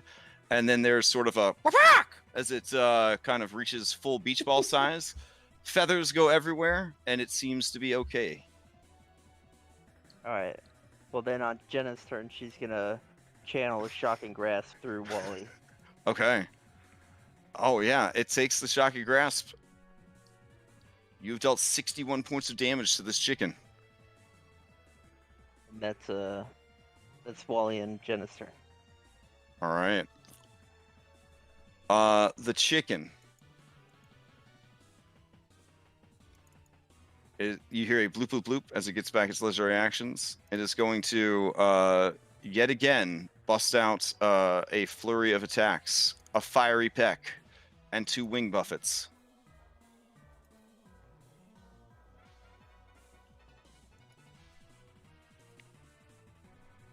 Holy shit, it's a +4. Oh, good God. All right. The chicken moves into your space and starts furiously chasing you around, trying to peck at your toes. Afra, you're up. Heal him! Oh wait, sorry. It had to make a strength save to see if it got blown away yeah, because it true, did. true. It did. Yeah. So did the monkey. So let's both roll a strength checks real quick. Oh no, I lost my chicken. It's in there somewhere. I need it for my character sheet. Crazy. Oh well. Let's see. It might fail this. Let's see. It should be easy to find. It's just in the monsters manual, right? Yeah, totally. All right. Jeez, what the hell? It's the strongest chicken I've ever seen. All right. So, what is the DC on your saves, Afra? 14. So the ape does indeed get launched. Like, Oh, wow. Into the All wall. right. Got a +6. That chicken is stronger than Garuda. So the ape is flung up into the air, and I'm gonna say because of the structural damage that's already happened, it just blasts up through the roof and flops out onto the dock outside. Good God. All right, I guess I have to completely change all the dynamic lighting for this place now. Thanks a lot, guys. All right, that brings us to Afra's turn. What are you gonna do? I'm gonna jump out. I'm gonna hop on Willy. And me and my Okay, baby you are still gonna have this run going away. until you cancel it. Oh, yeah, I'll cancel it. Oh, okay. All right. You hop on Willy and use the disengage to get away from the chicken. The chicken Yeah. looks angry that you stole its kill. It looks like it's going to come after you next. No. But as you exit the ring, it does respect the boundaries of the fight, and it bows to you, crossing its wings in front of it. Don't hurt my baby. All right, Willy, you and Afra maybe need to get further away. I don't know. If you feel safe where you are, that's fine. No, we're gonna run over here. We're gonna Oh, we're like God. trampling tables. All right, smashing it's gonna things use as we go. It's gonna use 2 legendary action points to flap its wings furiously. Everyone within 10 feet of the chicken must make a dexterity saving throw or be knocked down by the fury of its wings. Its intention is to pursue through the now massive hole in the roof its quarry. I would say that all these basics are going to fail unless they get nat 20s. So all these people are knocked down. Willow might make it. Let's see. Where's our Willow sheet? There we go. Crash, do you need me to roll? I think I'm just outside of 10 feet. Yeah, you could roll if you want, but you don't have to. So if you're like, I want to see if I could survive this chicken's wings, you could totally do it. Sure. I'm not getting into that ring with that fucking chicken. Yeah, at 18 is certainly not enough. You are knocked No. down by the fury of the wind. 18's not enough, Jesus. Yeah. All right. So as it heads outside, that is the end of its legendary action. Wally, you are sort of prone on the docks. The chicken is fluttering down at you, feathers flying everywhere as it like down towards you. What do you do? Wally's gonna climb the bar up to the chicken and hit it twice. Oh, hell yeah. All right, you rise to the occasion. You begin climbing the shattered remains of the bar, and yeah, you box that chicken once, but not twice. As you try to hit it a second time, you realize that its feathers are too hard and too strong. That doesn't make any sense, but that's just how it is. All right, fair enough. Whew. It takes even more damage. At this point, it is looking a little rough. Its face is sort of pushed all the way into its body. You hear the crackling of bones as it sort of fixes itself again, and it is going to try to use its tail feathers on you with its last legendary action point.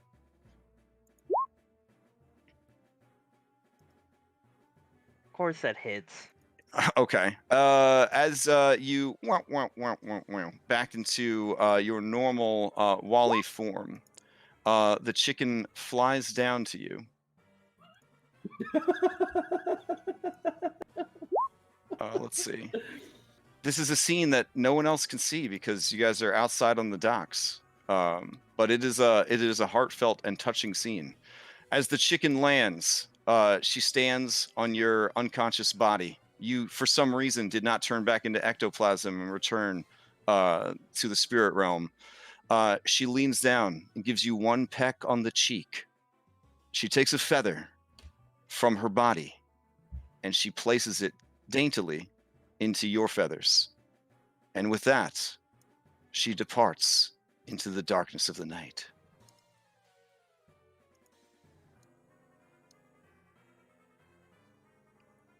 All right. So Did Wally were trying to just go to 18? you guys had a whole thing going on down here, right? Is that correct? There was a meeting that was being set up. So Yes. okay, yeah. I don't even know anymore. I think we just found our final boss.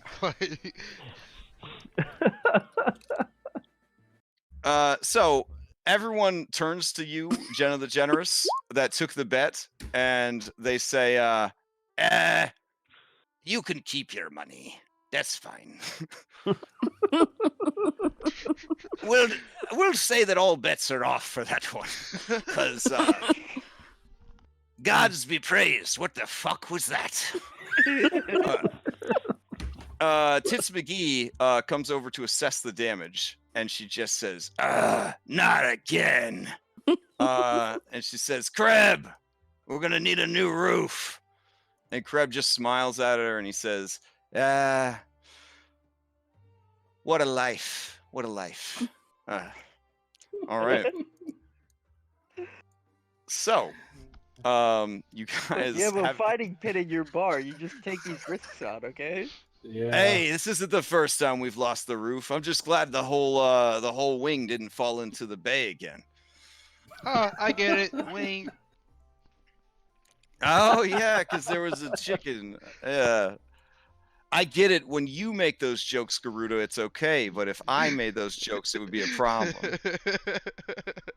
Okay. You own it. Yeah. You own it. All right. So, yeah, let's get, is it too late to get some people in on this, Tits? And she's like, I'm already on it. And she just starts hitting Tywir over and over again. Go get some help. And Tywir kind of sobs a little and goes running out into the night. He calls out, Captain Generous, I think your bird's out here. There's all sorts of weird like symbols floating around his head in a circle, ma'am. And he just kind of runs down the docks. Jenna rushes out to Wally. Okay.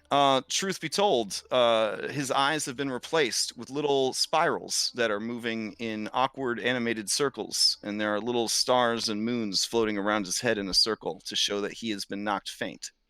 So, as is his right as a Pokemon. I will chase after Captain Jenna, and Sure. as she kneels to cradle Wally's bruised and broken body, Pietro will kneel down next to her and say, Captain, when you are done looking after your familiar, there is someone I need you to meet. It is an associate of Alvis's, and he has some information for us that is No, of great importance. I'm grieving. Gerudo Loki has his hands on his pistols, looking for the chicken if it comes back. Cause That's fair. Okay. That's fair. Jenna Even though, casts even though the detect player wasn't magic. there, Pietro was there, and he's And- gonna look at you and say, "Are you fucking kidding me right now? You had your Wally go down into the gullet of an alligator, and you're giving me shit about me telling you about the meeting now." I'm sorry, I'm just a little tore up. I thought I would win with that giant ape trick. The chicken had a pirate. Yes, well, it's that fucking giant That ape chicken trick was that insane. killed Alvis. So Wally you and may your add giant ape. feather of just a chicken to his inventory. I'm gonna cast detect magic on Oh, that it's feather. it's magical. It is conjuration summoning. And then I'll cast identify on it then. This is a variant feather token. It is a one-use consumable. It can be used to summon that very chicken. I have Oh, our God. plan to kill the Duchess. The chicken will only appear and fight for a single round, but that is long enough, technically, for it to bust out 6 massive-ass attacks. And with that, Jen will use her action to put Wally back in his Pokeball. Okay, he returns to the spirit realm. And then goes and follows Pietro to whatever meeting she needs to. She composes herself. Yeah. The tavern is completely abuzz with talk of the battle that just transpired. Whores are coming in off the street to learn more about like what the ruckus was, and they describe their view of things of a giant green ape being blasted out through the roof, and a chicken what only the gods themselves might make. Came fluttering down like a northern Valkyrie, claiming a soul on the battlefield, etc., etc., etc. So, all right, Kreb, ever the businessman, he does go and start writing on the wall. This is where the chicken and the monkey were blasted through the roof, and then he has like a little upwards arrow. So that people coming in the future will be able to verify that this story is legit. So, Also, new house rule: no fucking chickens. all right, that's like a literal rule and a figurative rule in the game. I would like that to be both. So, all right.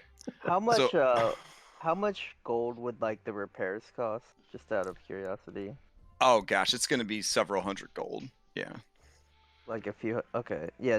Jen will go to Crab and give him 300 gold for the repairs. Oh wow. Krebs smiles broadly and he says, "Oh wow, I was just gonna accept my fate, but I'll gladly take this. Thank you." They call me generous for a reason. They do. And they'll call you generous even more because I'm gonna make a little adjustment here. And you see sleight of hand a couple of rad spin maneuvers with his pocket knife as he then adds new roof paid for by Jenna the Generous as he carves it in underneath the other part. All right. I know this is kind of rude of me to ask, Jenna, before you go off to your fancy pants meeting, right? The painting of Alvis, now that he's dead, it's kind of a collectible. Like, is there any way that I could buy it back from you? I just came into some money. I've got 300 gold Pietro's here. keeping it. Wait, what? No. Pietro's keeping No. it. No. that No, thing? Get he rid was of my that. friend. Well, I just think that, I had this I really didn't funny realize you idea, were right? that good a friend.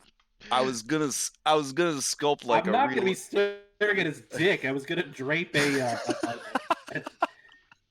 sheet across the middle, like that way I wouldn't have to stare at that thing.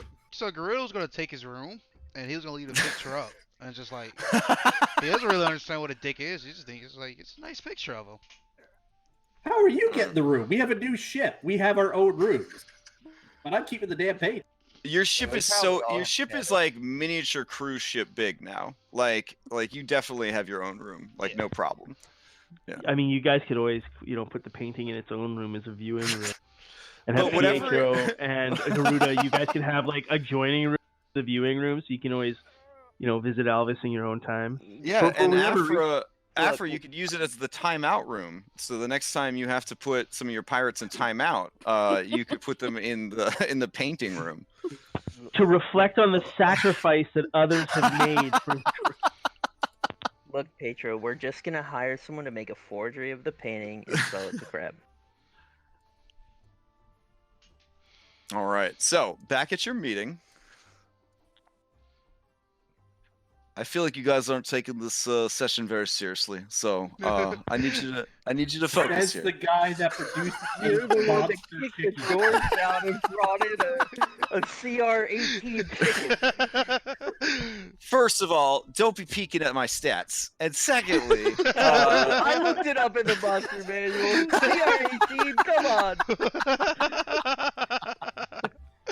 Secondly, you could totally ignore that stuff. It was a background thing that had nothing to do with the story that was going on.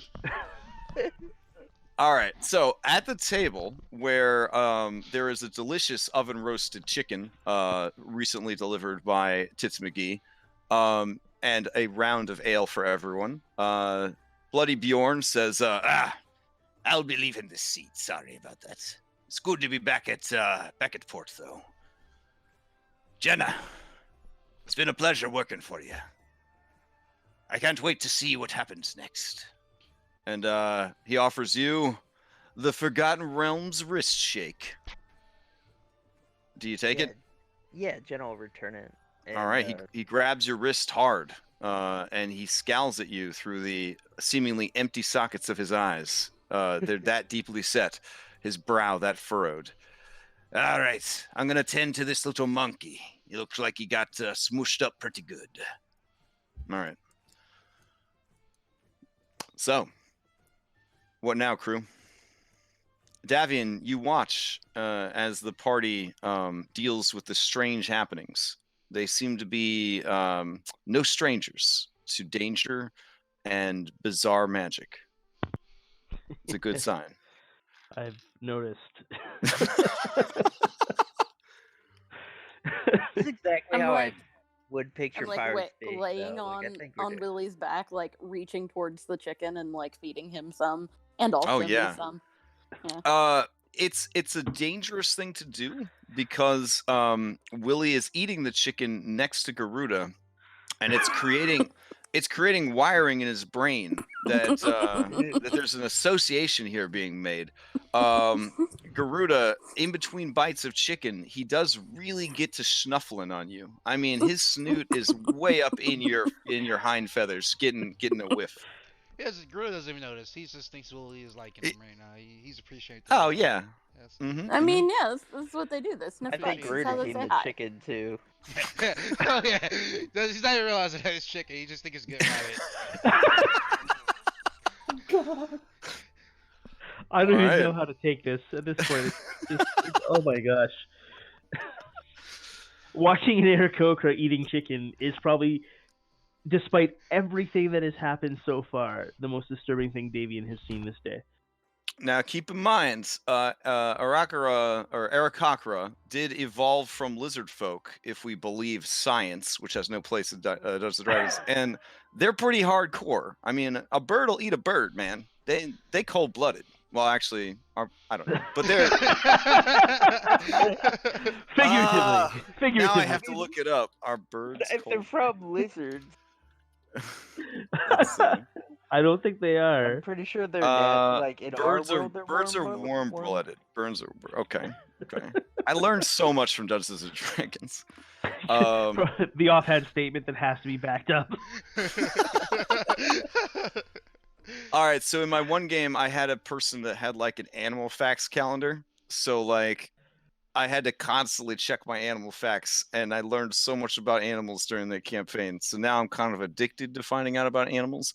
My only regret was looking up what a crocodile's penis looked like. That was my only regret so far.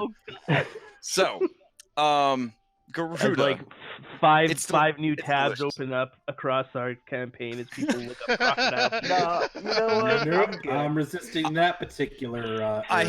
have an animated GIF of one if you'd like me to share it with you. Oh God, no, I think we're good.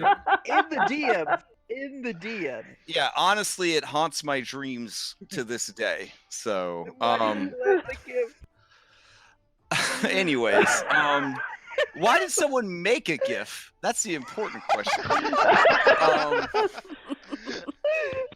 Garuda, the rabbit is delicious. It's savory. It has somewhat of a familiar taste. You dated Arakakra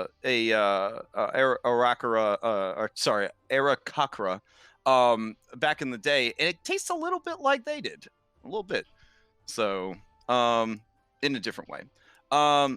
Davian, these are without a doubt the people described to you in the correspondences that you received. Yeah, I'm starting to realize that it wasn't just Alvis's insane ramblings, but that he was surprisingly accurate in his letters to me. So when Jenna does come to the table, Davian will stand up and like greet her formally, offer his hand to shake, and motion to the table for her to sit. Yeah, Jenna will return the handshake and sit down, but she'll make a point not to eat the chicken. Aw. I mean, it's got Willy slobber all over it at this point. Garuda's still eating it. So yes, what he'll end up doing though is he'll once everyone is seated, he's just going to look at Jenna and say, as Pietro likely told you, I am an associate of and I understand from some communications from him that you have an interest in items of magic, particularly spellbooks. You have my attention? Are you familiar with a wizard here in Saltmarsh named Kaladek? I have... trying to remember if I've ever met him.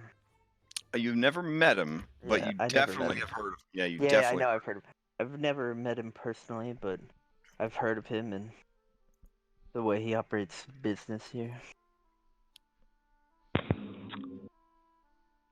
How much did Alvis share with you about his past and his reason for working for your crew? I mean... Honestly, not. And, yeah. Alvis talks and you don't quite know what to take as literal. I know he hated slavery and he was Do I notice your skin? Do you have your hood down? Do I notice your skin as well? Yeah, his hood remains down for this. Just I guess as a establishing shot. There you go. Yeah.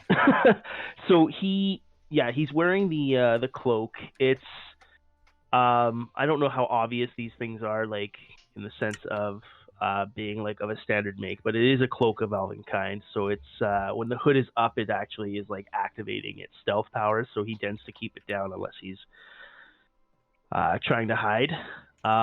He wears breastplate underneath the cloak. You do see he's got a shield kind of propped up against the wall behind him, and he does have a sword sheathed at his side.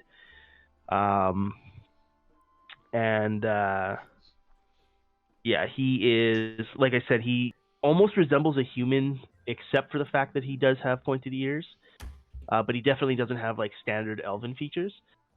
He's got medium blonde hair, blue eyes.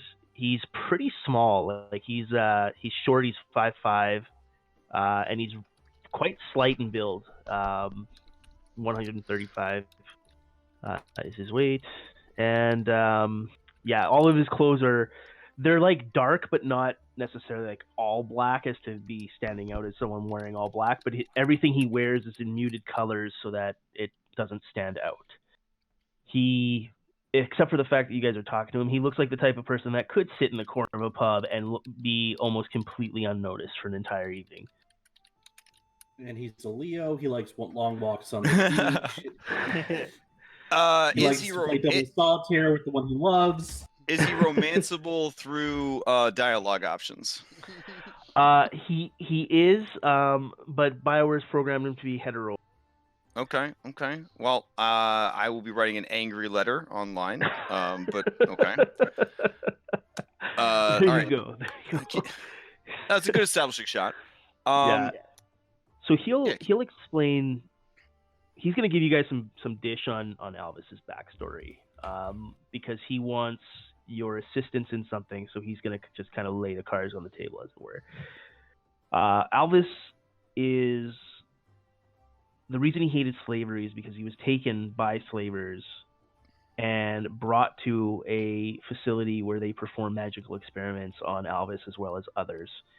And at that, like, Davian almost like holds his left palm up open, just like including himself in that others statement. He'll spare you the details, but Alvis was responsible for freeing many of us, and but himself was recaptured, and until we were able to get him out some decades later. Alvis was understandably, and he kind of like shrugs apologetically like towards Pietro, but kind of like addresses it and just says Alvis was insane. He did not take to captivity well, which is why I recommended that he come here and take on a job with the crew. What we do is our people fund our efforts to search for those who are linked to this facility, and we take our vengeance accordingly. The ship that you guys were facing when Alvis died was one of the ships that would regularly accept coin to capture slaves for these people. Kelladek is not directly tied to that facility, but he has definitely been involved with taking their coin to perform magical experiments on their behalf, and I was coming here to tell Elvis that so that we could take our revenge, but with him gone, I find myself in need of others to assist me. And then he looks like Radic Jenna and goes, Kelladek is a very well-established wizard with likely more than a single spellbook. And I'm given to understand that such things may interest you if we were to procure those from his corpse. Corpse. So, real quick, Jenna, level 7. Yeah. Level 7 wizard, high intelligence. Afra, inquisitive rogue. I'm going to drop some info on you. Do you guys want the info privately, or is it okay if I drop it in group chat? I mean, do you think it's something I would want privately? You know what? Let's just do it private. Yeah, let's do it privately real quick, and you guys can disseminate the information how you see fit. So hop into secret meeting real quick. Okay.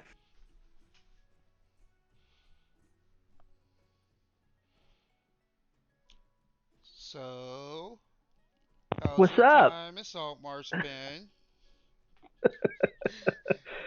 I've been here a day, and I've seen chicken beat the crap out of a giant ape. It's been interesting, to say the least. That is typically how things go. They are interesting, not the chicken assaulting. Yeah, the chicken is that was interesting. I see you guys upgraded your ship. This was not the ship that Alvis told me you guys sailed on. No, that ship took a lot of damage when we took on the Iron Monkey, and we felt it best to upgrade, take the opportunity to upgrade the ship after that particular fight. I got my own room now.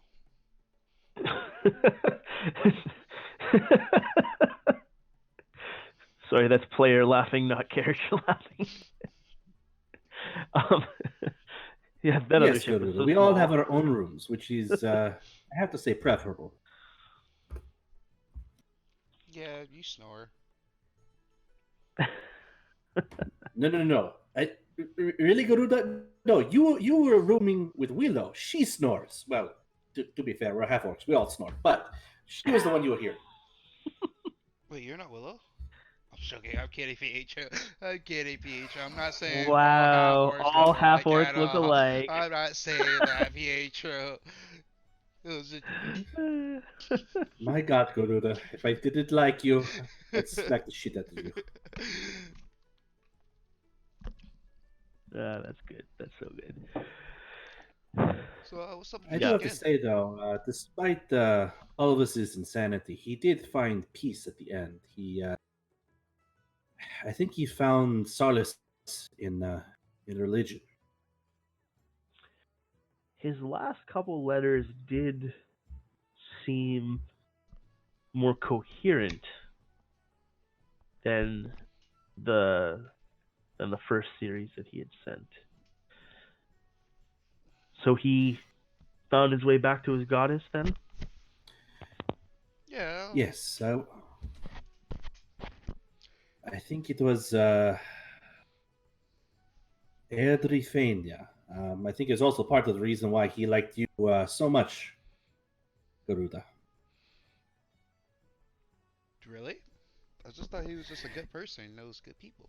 Well, yes. I mean, Alvis at his core is a good person, craziness aside. But no, perhaps you should do some, take some time to study. She is a goddess not only of storms, but also of your people. Yeah, so Jenna, when I'm sorry, were you guys talking? So I'm we just were sorry. just rolling. doing a little RP on the side there, but yeah, Okay. you can. Yeah, so when Davian makes this very bold proposal, Jenna kind of looks at him. You must be an extremely powerful individual to think you could harm that man.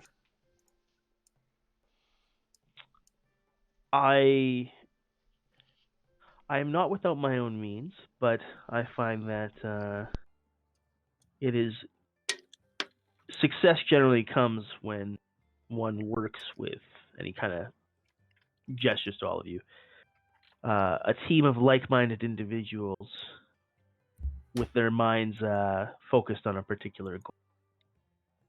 Well, you don't know how to say this. You must understand that Kelladek is years beyond me. Quite frankly, we don't stand a chance unless you have a level 20 war archmage up your sleeve in your organization. In which case, why do you even need us? He just kind of like bows his head for a second, and he thinks to himself, and he goes, "Artos is available at this time,"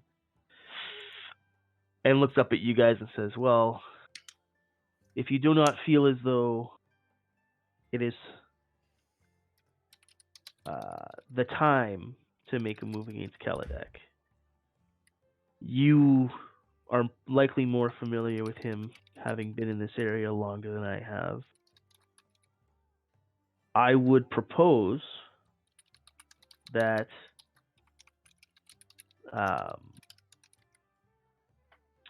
take me on as a member of your crew. Let me travel with you for a time, and let us see if we can't devise a way of reaching him that addresses any concerns that you have. Well, your relationship with Alvis is enough for me.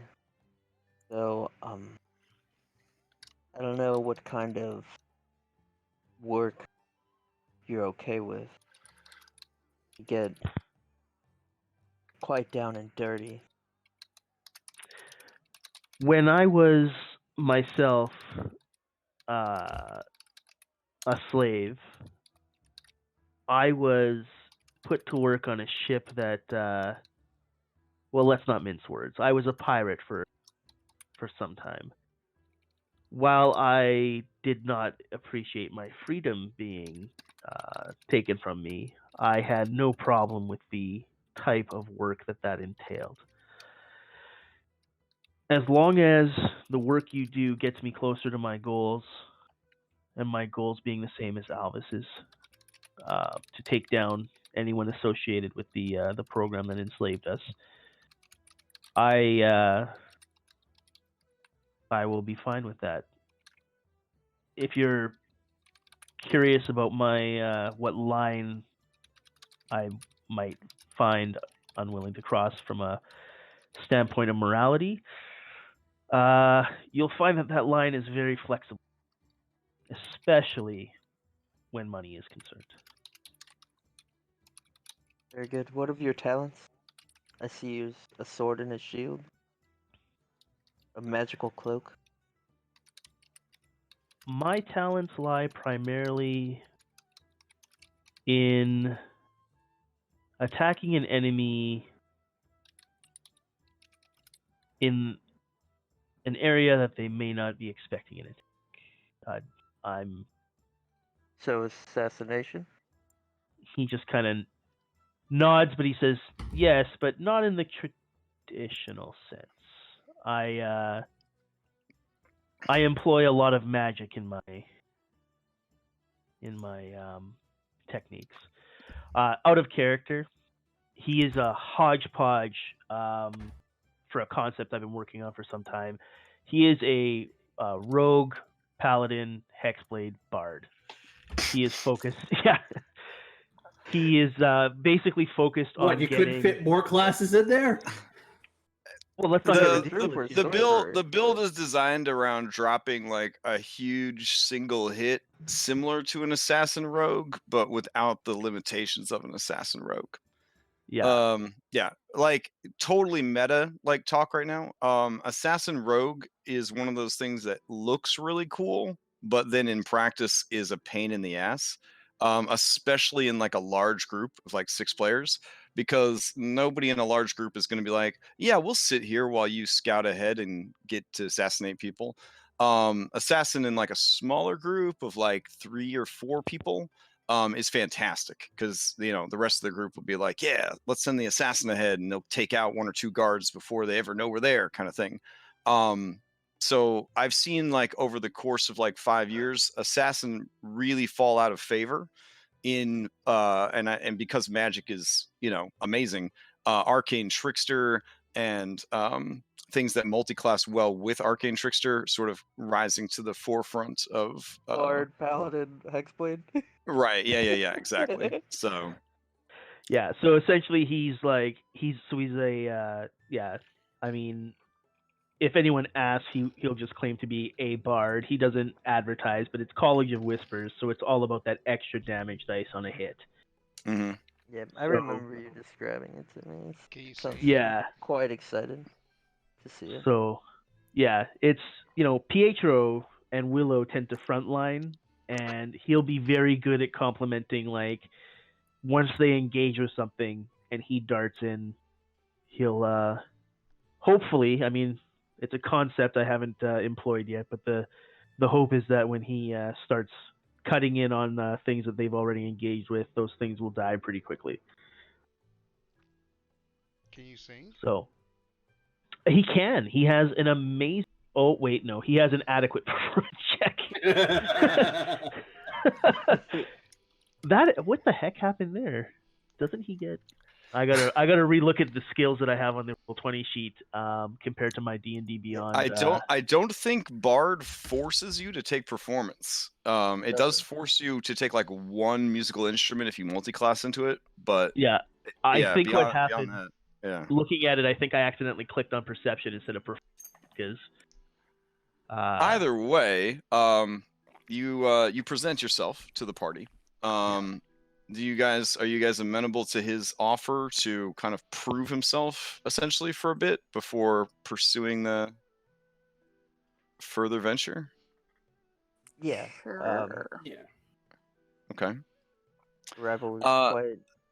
That being said, should I prepare for the siege of Kelledeck's Tower, or are you going to No, continue with the no. Daggerford operations? Like, what are We're we? going to continue with Daggerford. Yeah, Daggerford. Okay. You can put Yeah. the Celtic Tower like 10 levels.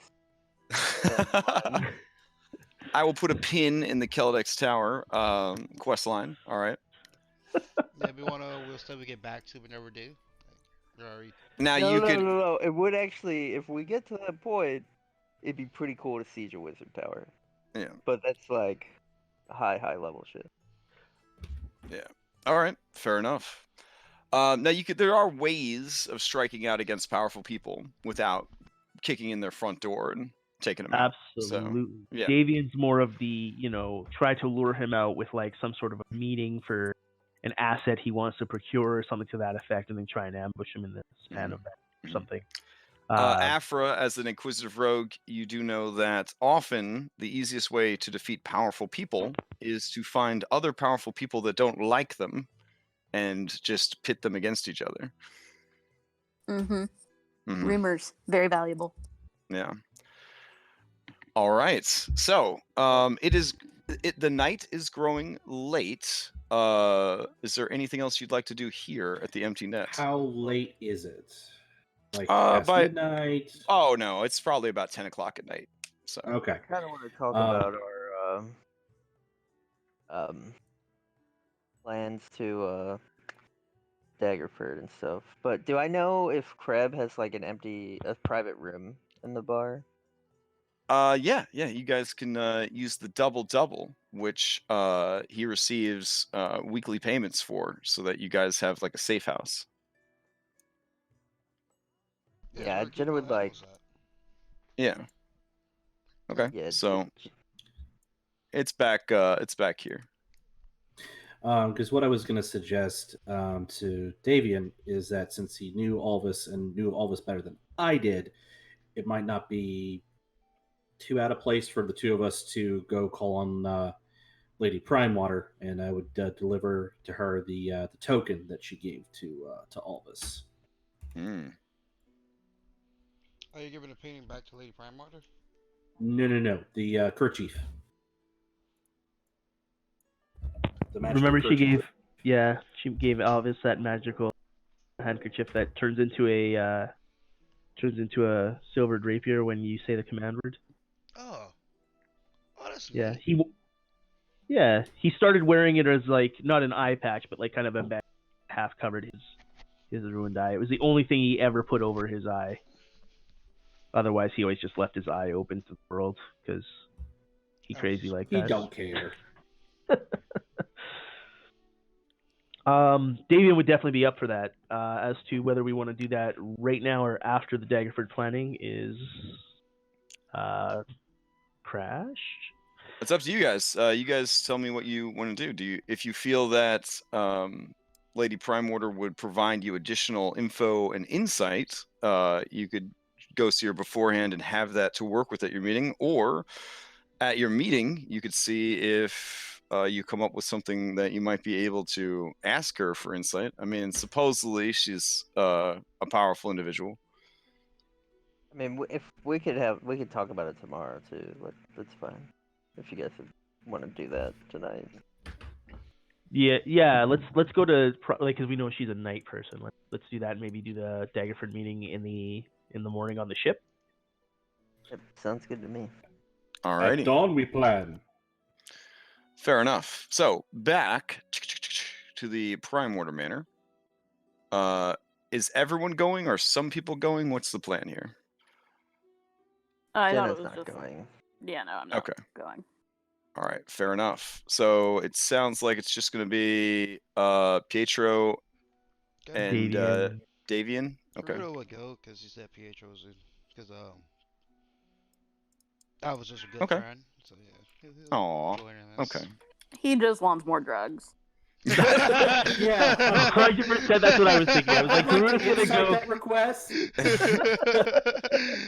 Everything else, I was like, obvious. No.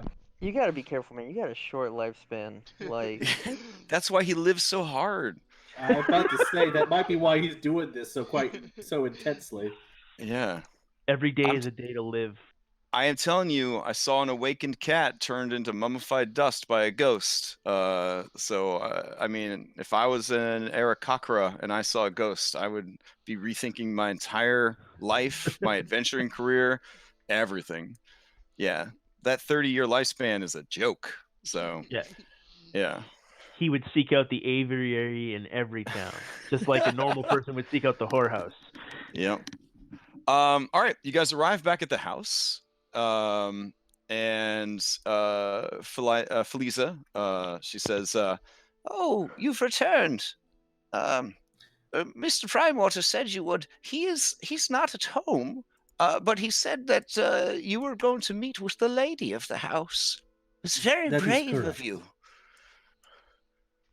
Brave? Okay. Yes. She has requested that you go to the gallery. I'd like to see if I can insight that brave comment. Yeah, sure. Has the lady eaten? Feliza's not hiding anything, but whatever she meant by that, you're gonna have to figure it out on your own. Fair enough. I'm just here to go to the living room and partake in your. Oh, you just showed up Garuda. here for you scoundrel. You just here for drugs, aren't you? No, Garuda, come on. yes. Okay. He's grieving. Because you're so cute. I'll let you into the drug den just this once. Come on. Garuda. Now make sure you use discretion, okay? We don't want you overdosing, sweetheart. I'm always responsible with my drug use. Thank you very much. Okay. If you'd like, I could have a servant keep an eye on you so that you don't overdo it. That would be great. Yeah. Yeah, certainly. Let's see. Who is available right now? Oh yes. Sweet baby. And a small bunny rabbit hops into the drug lounge. Would you keep an eye on Mr. Garuda? Make sure he doesn't overdo it. He has a stressful life. He needs to relax a little, but not too much. Also, make sure he doesn't pilfer anything. You know how those adventurers are. Oh. All right, and she leaves the room. Sweet baby looks up at you menacingly. It's so cute. I look at it. I look at the little rabbit and go to the mushrooms and sit on it. Okay. Sit on Clearly, Remember the no one's play. watched Holy Grail. I was gonna say, remember the play of the Holy Grail. All right. Yeah. So you travel to realms beyond imagining. You soar through the astral seas. It's an incredible experience. You two are led to the gallery.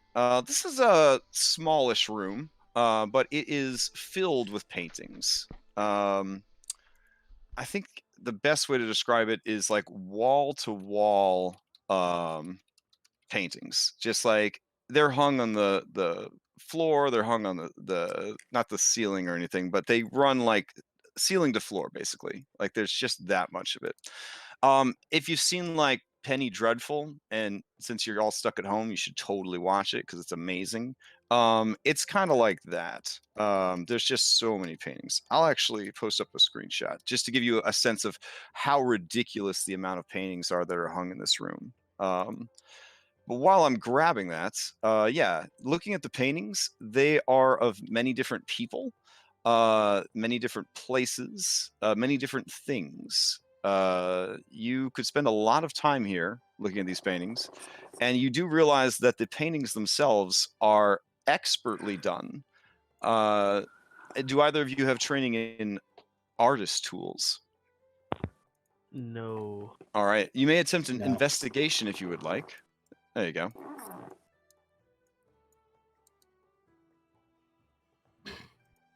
I'm rolling great today.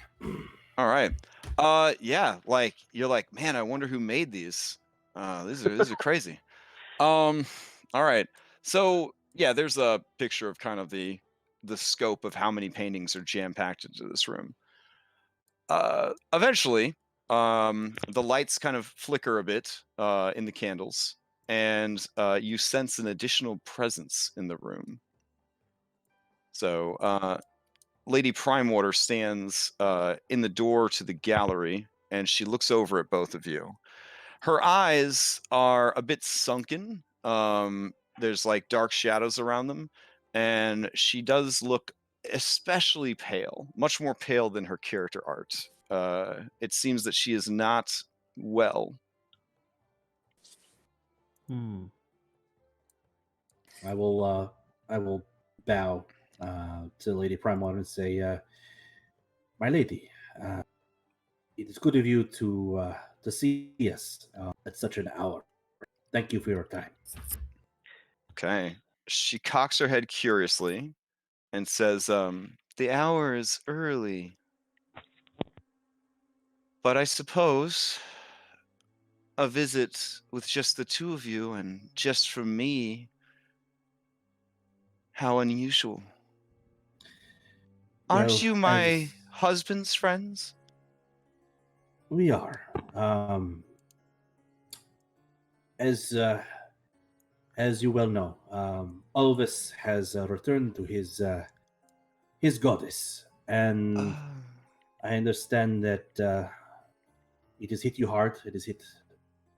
I feel his loss as well, but perhaps this will bring some solace, a token that you extended to him. Perhaps you will be able to remember Alvis by.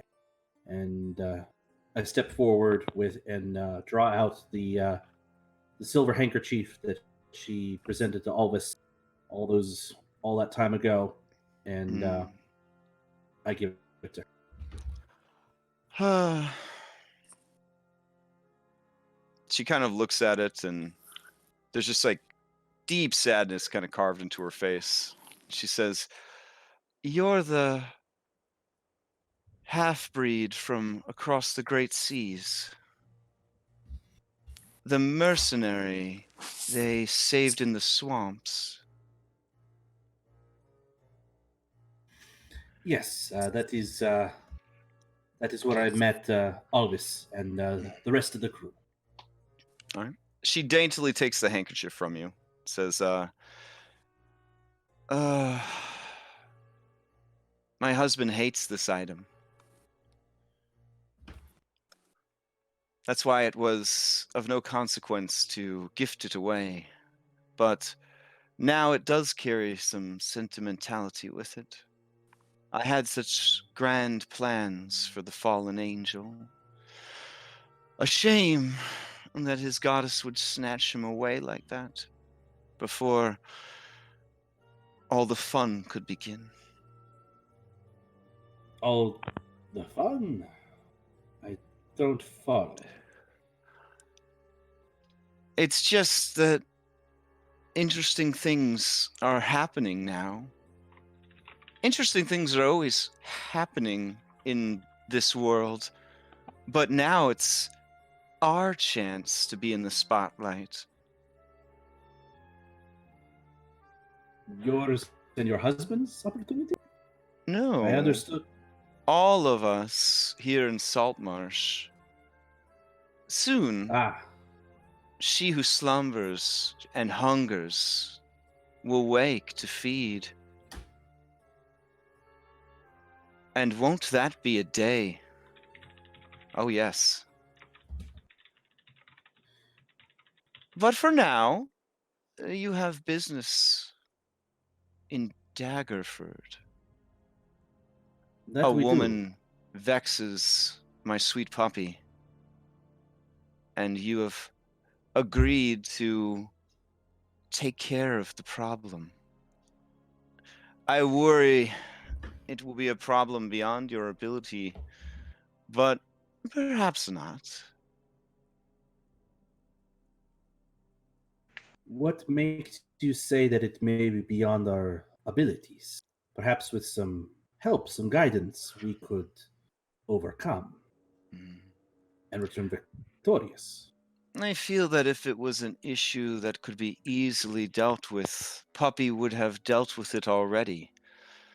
He sees something great in you and your captain. He's putting all of his hopes on your efforts. Watching him feel such hope, it makes my heart move.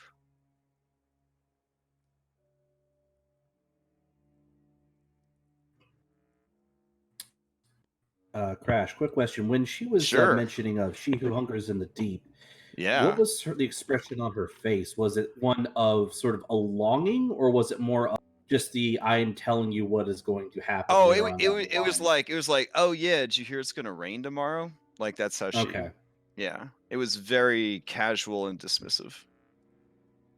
got it.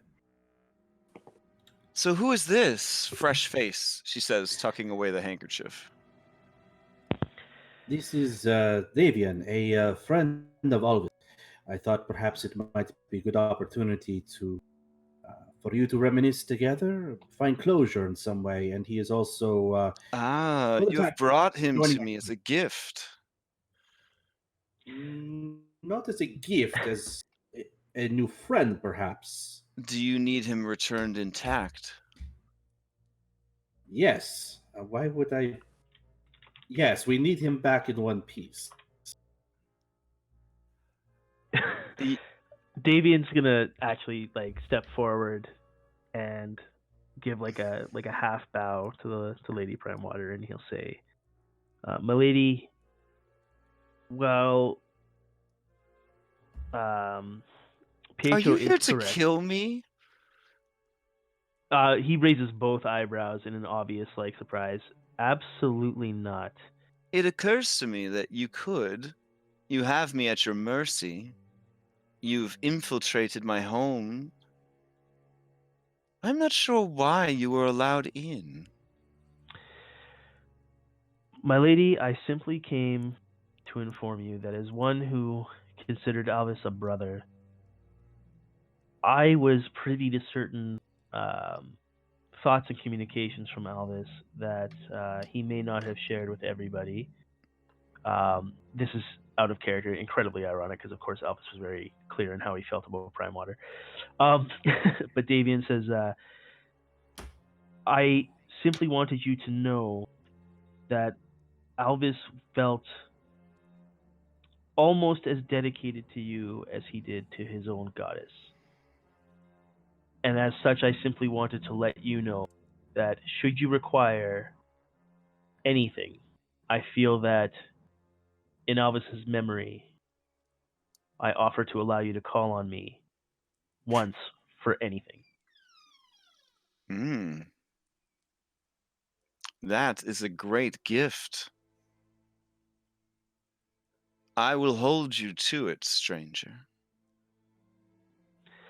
I would gladly ask you to stay and fulfill that oath this very night, but much as the fallen angel, your blood is foul, unnatural. You are an aberration. It is what fuels us, my lady. I wonder then if you bear the same ill will towards your creator that the fallen angel did. Of that you can be assured. It is a fascinating play to watch unfold. the captain, her mysterious past, your mysterious past, his mysterious past, how they all align and overlap, how they all interweave, like brushstrokes slowly coming together to make one painting.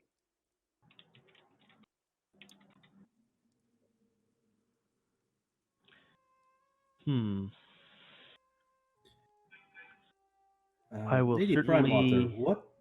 Sorry. No, go ahead. Lady Primewaters, what would make you think that we are here to harm you? Have we not proven to be friends and allies of not only Alvis, but your husband as well? Do you suspect You that have, he... but this one here is unknown. He is unknown to me and unknown to you. You trust him because a force beyond all our reckoning made you feel obligated to do so. But is he trustworthy? Who can say? Damn, she got that third eye. hopefully you would not think that I would allow something to befall you, Lady Primewaters. No, you Even are within sweet. my own misjudgings, if that were the case.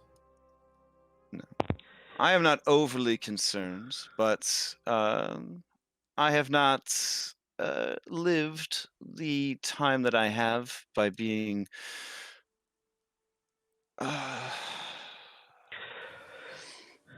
without caution.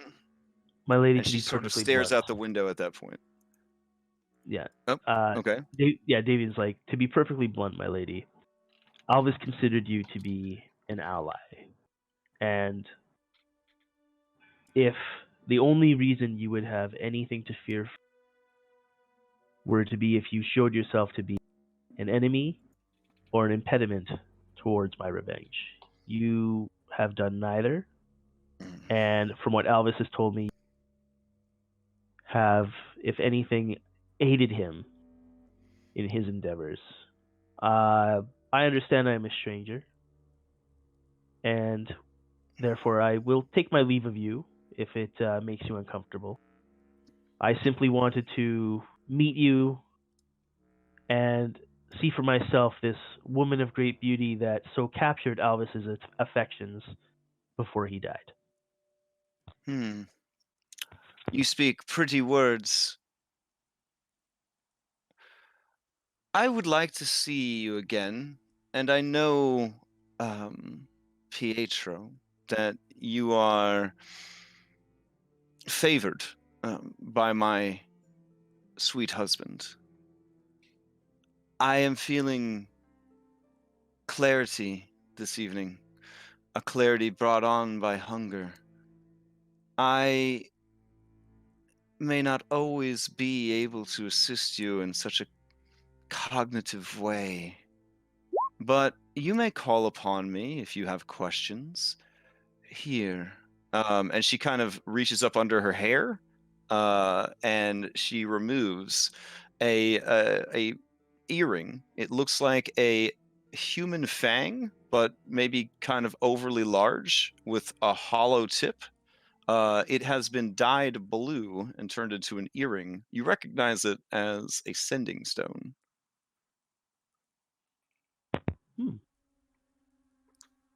You may use this to call upon me once per day or night. I would prefer night. And I can, I guess, answer a question or two, or simply just bolster your spirits. You go Thank you, into a Lady Primewaters. dangerous nest of vipers in Daggerford. I am forbidden to speak more of it, and that vexes my sweet puppy even more so. I hope you're able to find the answers I am unable to provide to him, and a resolution to this long-standing issue. What answers does Lord Primewaters seek? Perhaps we can not only take care of a certain problem, but also acquire information. Well, death in addition to being a gift, is also an answer. And it is the answer that he seeks. But her death will raise many questions. And that's all I can say. There are promises and pacts that must be honored.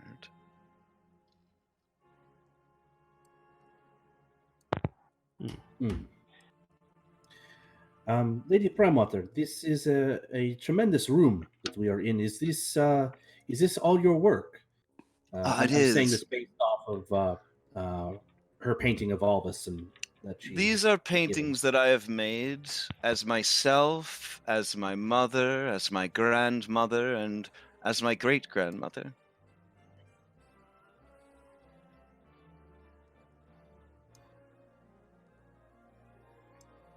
Whatever in my family's history struck my fancy, I captured in paint.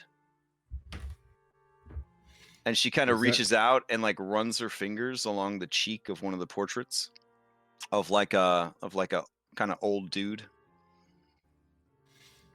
Do I recognize any of the people? Yeah, and they're all portraits of people. There are people, places, and things. Some of them are just simple portraits. Some of them are more pornographic, like the Alvis one. Some of them are pretty gruesome. Some of them are horrifying, and some of them are abstract. It seems that she kind of crosses the whole array of different art genres. Spectrum, there we go. So because Alvis was not explicit in a lot of his letters, and with some of the stuff she has said, while her back is turned, Davian is going to use Divine Sense. Okay. Simply because, yeah, she said some things that have definitely struck him as. Yeah. So you check your like your Dragon Ball Z like headgear readout for like results, and it says a perfectly normal human woman.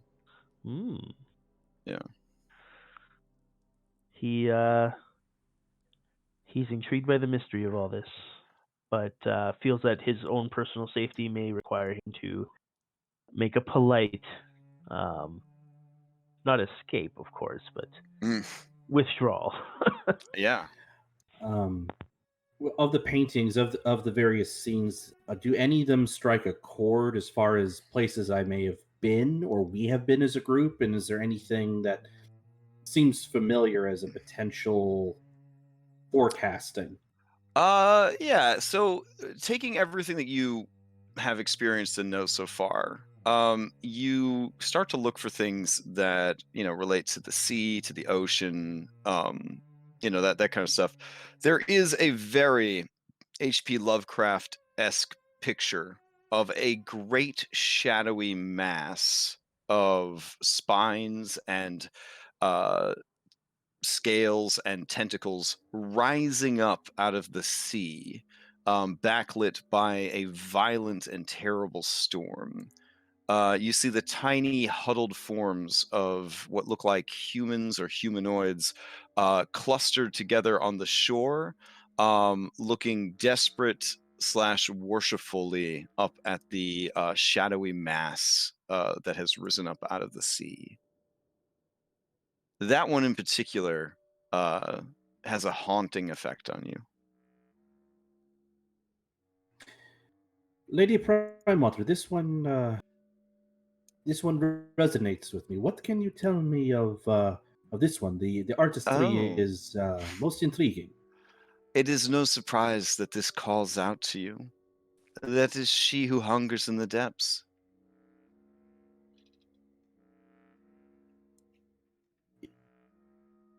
Is this something that you have painted, or perhaps one of All your... of these are my... Oh, she smiles broadly. This is one that my great-grandmother painted. Of course, your great-grandmother.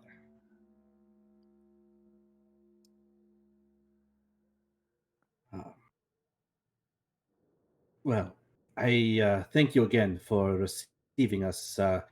We will take up no more of your time unless, Davian, did you have anything else you wish to share with Lady Primewaters? Only that it has been Oh, a pleasure to make your acquaintance, my lady. he is eager to be gone from here. He has ill feelings about me.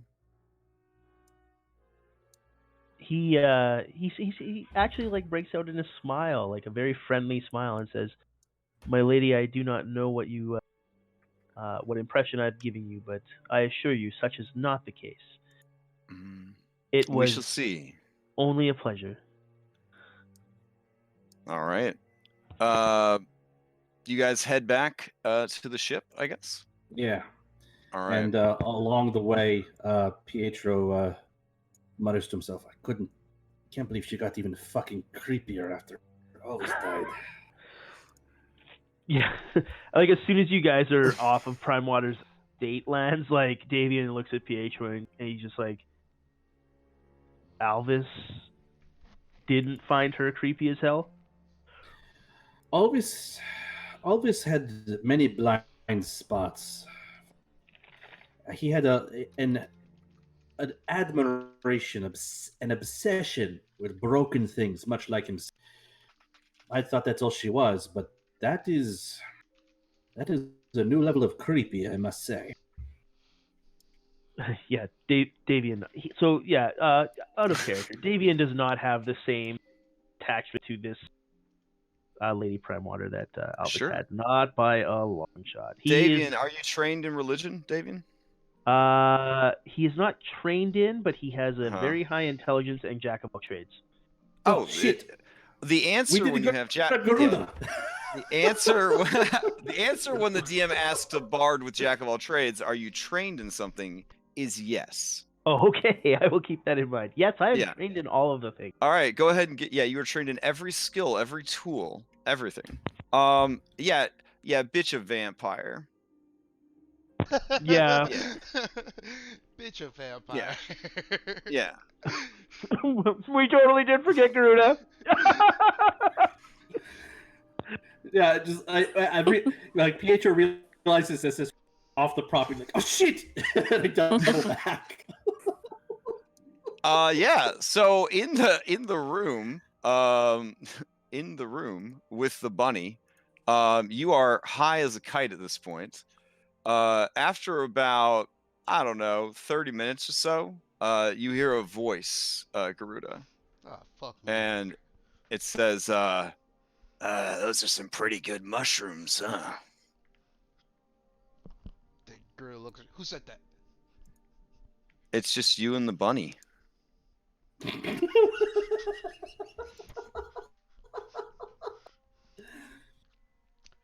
As Garuda's have used drugs before, he knows to go with it. He goes, yeah, best I've ever had. Yeah, you think I could have some? You should probably go ask your boss first, honestly. Like, you're on a job, but I feel like it wouldn't be right if you took drugs.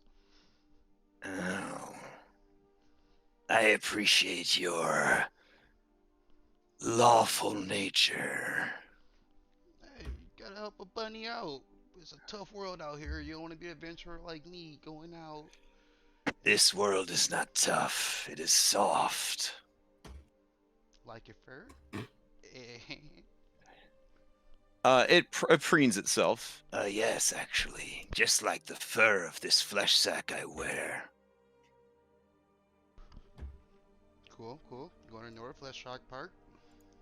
Do you worry that your addiction to these poisons might eventually be your undoing? Nah. You look death every day and you just gotta live life when you can. These are one of my pleasures. I see. I understand that your species does not live particularly long. A mere blink of an eye in the eternity of all things. A mortal among mortals, you might say. Yeah, we're lucky if we even make it to live to be 30. Friend, have I got news for you? What if I told you I I knew a man who could extend your lifespan significantly. I would thank you for the offer, but I would have to decline. There's a whole nother world Really? after death. That is true. There are many worlds than these, gunslinger. So while I enjoy my time right now, and I will continue to enjoy it and fight to keep enjoying it, there's another life after this, and I want to experience that one too, but not too soon. So don't get any tricks right now, Bunny. Keeping my eye on you. Your optimism disgusts me, but your resolve is impressive. If you ever find yourself doubting your beliefs, wishing for more, don't be afraid to look me up. Oh yeah, what's your name? My name is Sweet Baby. Oh, Sweet Baby. Is that spelled with an I or an E? With a Y. I can't believe you asked him that. I'm currently employed by the Primewaters, but I'm always open to contractual work on the side. Maybe. Is it okay if I tell people about you, or you want to keep this on a download, like Mr. Primewaters roof form, or this is like common knowledge? I know. Oh, discretion is always best. You wouldn't want your companions to take advantage of my services and then there'd be nothing left for you. If what's on the table? I might as well hear the full offer, right? While I'm here chilling out. Friends are still talking to Lady Primewater, and hopefully they don't get eaten, but whatever, they'll be fine. Oh, well, I have a number of things available for trade. If you're interested in becoming more powerful, there's always the Warlock or Hexblade program. If you are interested in some less immediate gains, but boons, those can also be arranged. If you'd like to live another 100 years, for example, I know an individual who could make that happen for you. Well, I appreciate your offer. Not my cup of tea, unfortunately. But Well, thank you. I'll leave you to your ruminations and awkwardly stare at you while you do so. Hey, nothing is awkward between me and you, Sweet Baby. All right. At that point, you hear the sliding door to the drug lounge open, and Feliza stands there, a whopping 2'8" of fury, and she says, "Sweet Baby, are you trying to steal this man's soul?" And Sweet Baby looks sheepishly away. No, not at all. Mr. Garuda, your friends are finishing up in the gallery, excuse me. They will be heading out soon. You should probably get ready to go. Thank you. Now stand up. Bye, Sweet Baby. It was a fun time talking to you. I like kind of, All right. I like fist pound his head, like his little arm. Mm-hmm. I get a little bird fist pound, and then Yeah. make my He raises a paw to fist pound you. Yeah. All right. Go ahead and give me a Constitution saving throw.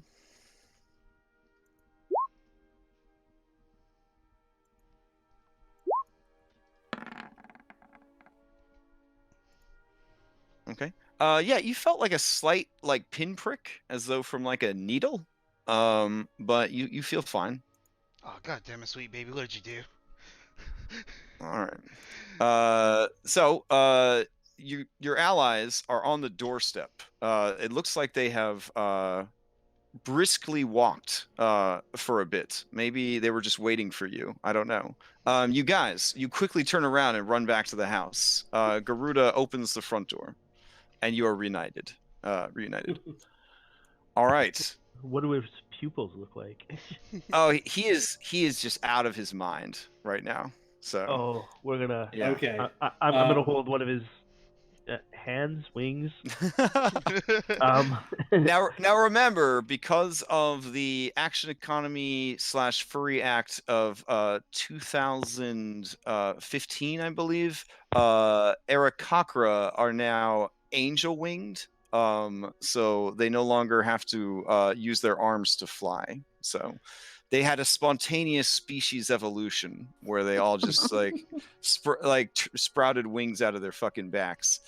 I don't know. Oh, It was blessings easier to the to goddess. explain them. Yeah, it was easier to explain them as a playable race that way. I don't know. Okay, he'll take Garuda by the hand and help him keep steady and help walk Okay. into the ship. Thanks, Alphys. But are the hands talons? It's Damien now. When I see Garuda, it's okay. I give him a big hug.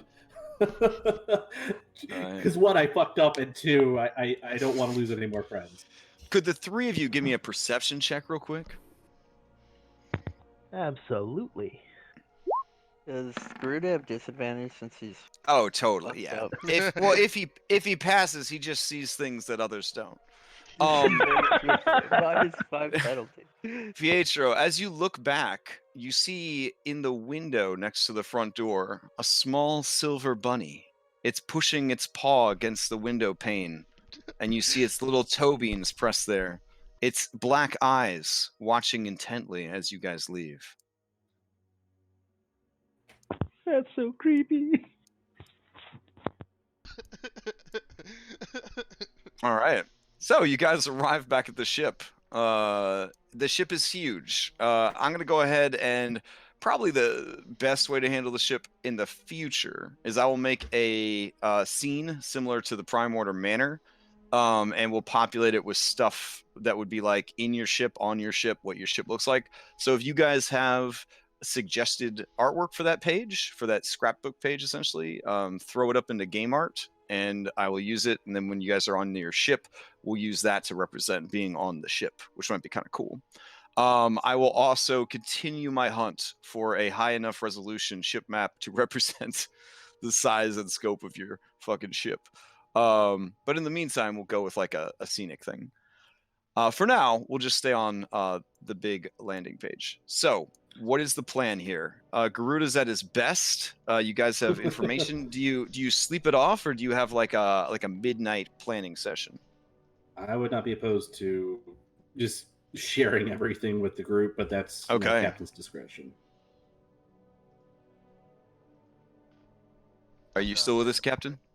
Yeah. I mean, if Garuda's kind of fucked up on drugs, we should probably just Wait till talk in the morning. Okay. This was Sure. Garuda's best, though.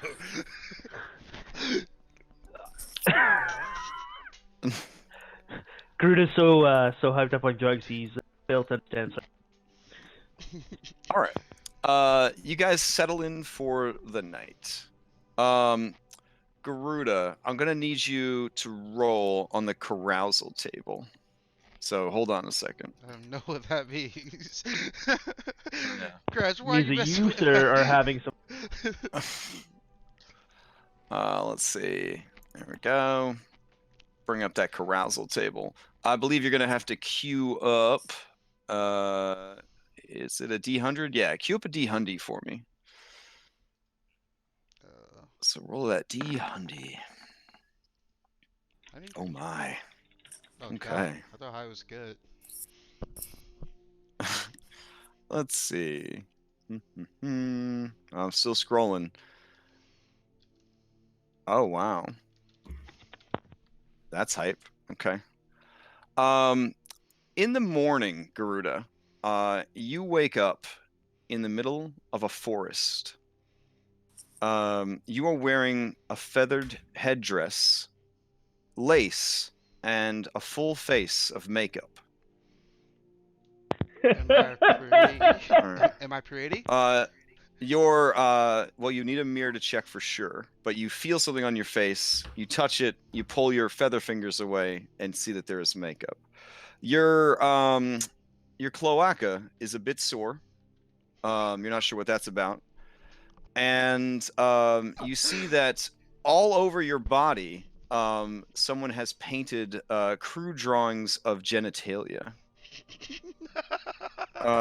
Go ahead and give me a D6. Was he visited by the ghost of Alvis in the night? All right. Good to know. Good to know. Yeah, you are in the forest, just outside of the Druid Grove. You kind of look around, and you are alone, but still technically in Saltmarsh. You could probably fly back to the ship to make sure you don't miss Captain Jenna's meeting.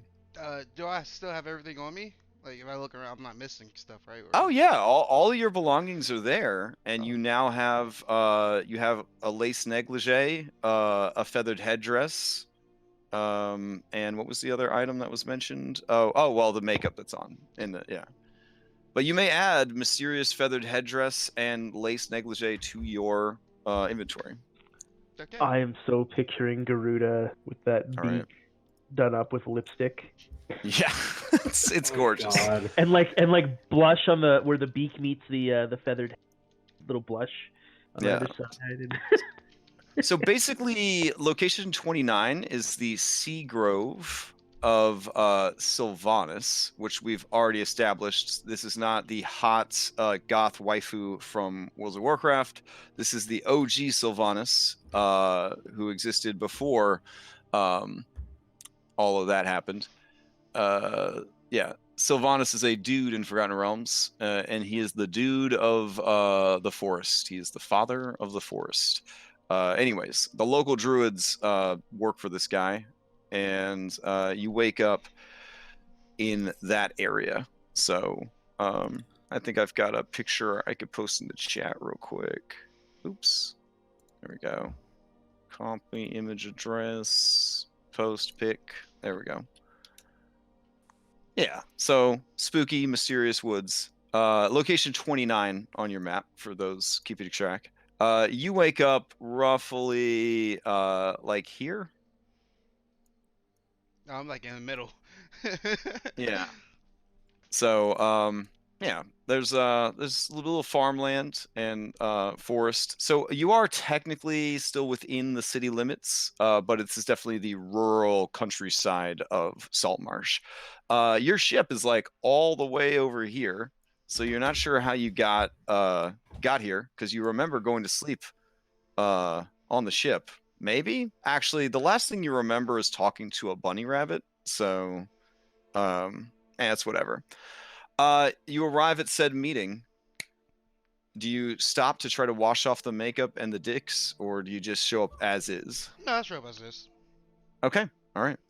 Garuda arrives to your very special meeting, Captain Jenna, wearing a lace negligee, a feathered headdress, full face makeup with dicks and vagoos drawn in paint crudely all over his feathers.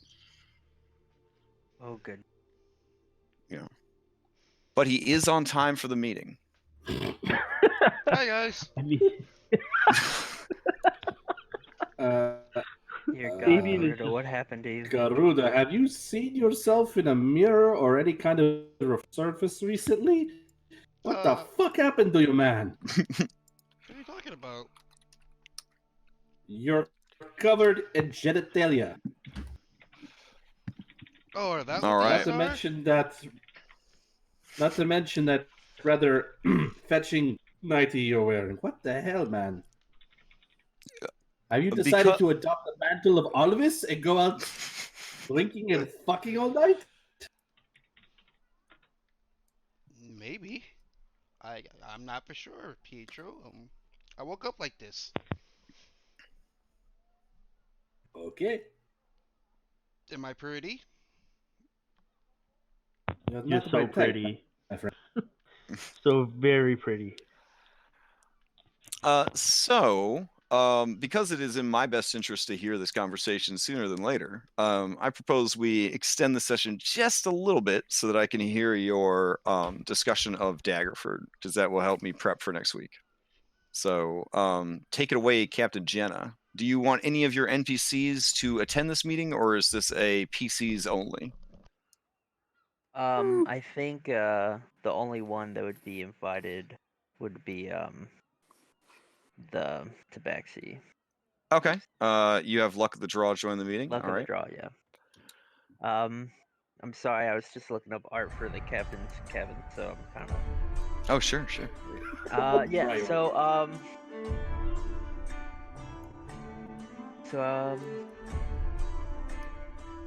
Jenna first looks at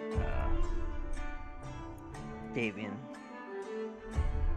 Davian, I trust you because you're a friend of ours,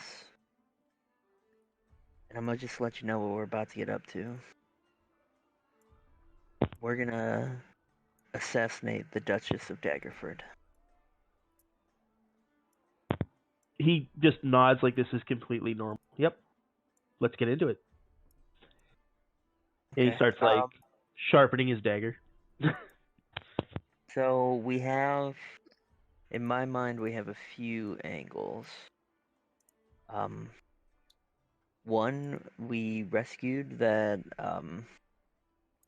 black dragonborn. He owes us, and once. Yeah, I was thinking about actually we could maybe like offer to help him find out who killed his father and I guess uncle, and like see what he thinks about that, and like, you know, if it was Primewater or something or somebody that we don't like, we can like point him towards the Duchess. Yes, that's just about the same line of thinking I had. Excellent. He does owe us. I'm not sure how much he trusts us because he does know that we're not really good with the officials in town. Well, But yeah, but we also did Well, just you have our hired reason me on. He's quote sure as shit not going to trust us. follow. Hmm. Well, we just had our quote unquote falling out with Primewater, so we could be looking to suck up to Eleander. yeah, if anything, use the denouncement as an angle, as we want to get back at Primewater and Yeah. type thing.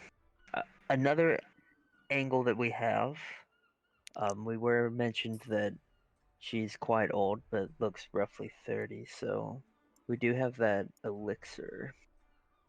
That's true. Oh, that's right. We have. Let me open it up. I have a Like million tabs the now. de-ager, Yeah, I'm trying elixir to of find youth it. or whatever. Here, I'll just open up and sec. Are you talking about the elixir of youth? Is that or life or yeah? I can't remember the name of it either. Yeah. let's see. We could poison that elixir. Longevity, That could that's be our what it way is. Yeah, of- longevity. That could be our way Yeah. of killing her. Yeah. Someone well, who is vain would consume it. I don't know if Without a you second recall thought. though. Primewater does want her body completely annihilated. So Oh there's well, no. I'm just saying it's a means to an end. I'm not saying we Yeah. just leave Yeah. her body there. Also, Yeah, that potion of longevity is. We could also get a lot of money for it. So. Oh yeah. I mean, Davian suggests, what if we approached her because of this falling out? He'll kind of nod to Afra and indicate that we may have some information about some of Primewater's machinations with it, and see if we can get in Mhm. by looking like we're trying to turn coat. And we have this fancy new ship, so of course we want to become legitimate, maybe privateers as opposed to pirates. Well, we are listed as privateers, but yes. Right, yeah. So making sure that, like, you know, we amp up that angle with her, and then perhaps when we're close to her, we can indicate that we are aware that once we figure out something that's like valuable to her, we can claim that we plot for that thing to be taken or something. Just essentially any way to get her, say, retire to her rooms to check on the location of something valuable to her, where one or two of us can perhaps already be waiting there to end her. Well, I'm already sure that entering the keep or whatever in Daggerford is not going to be easy, so we're most likely going to want an inn. Oh yeah, Yes, like but do we want to use that Dragonborn Lord as our inn? He's going to see assassins in every shadow. Well, I no, don't think it's he won't Why trust do you us. think he doesn't trust us so? We saved his life. Honorably. Yes, but I was there working for the cultists before. I think as a well, yeah, but politician, you betrayed them, and You helped. were yes, but he you were also would probably. instrumental in saving his life. I was tied up at the time, but I don't know. I feel like anything that we can do to avoid this Dragonborn might be better. Too many moving pieces. I don't know. There's No, going to be a lot we of moving pieces with this yeah, operation. we need the information that he has. And I don't necessarily think he should be our way in with the Duchess, just that we should talk to him. And, potentially offer to help him, and maybe our investigations lead us to the Duchess.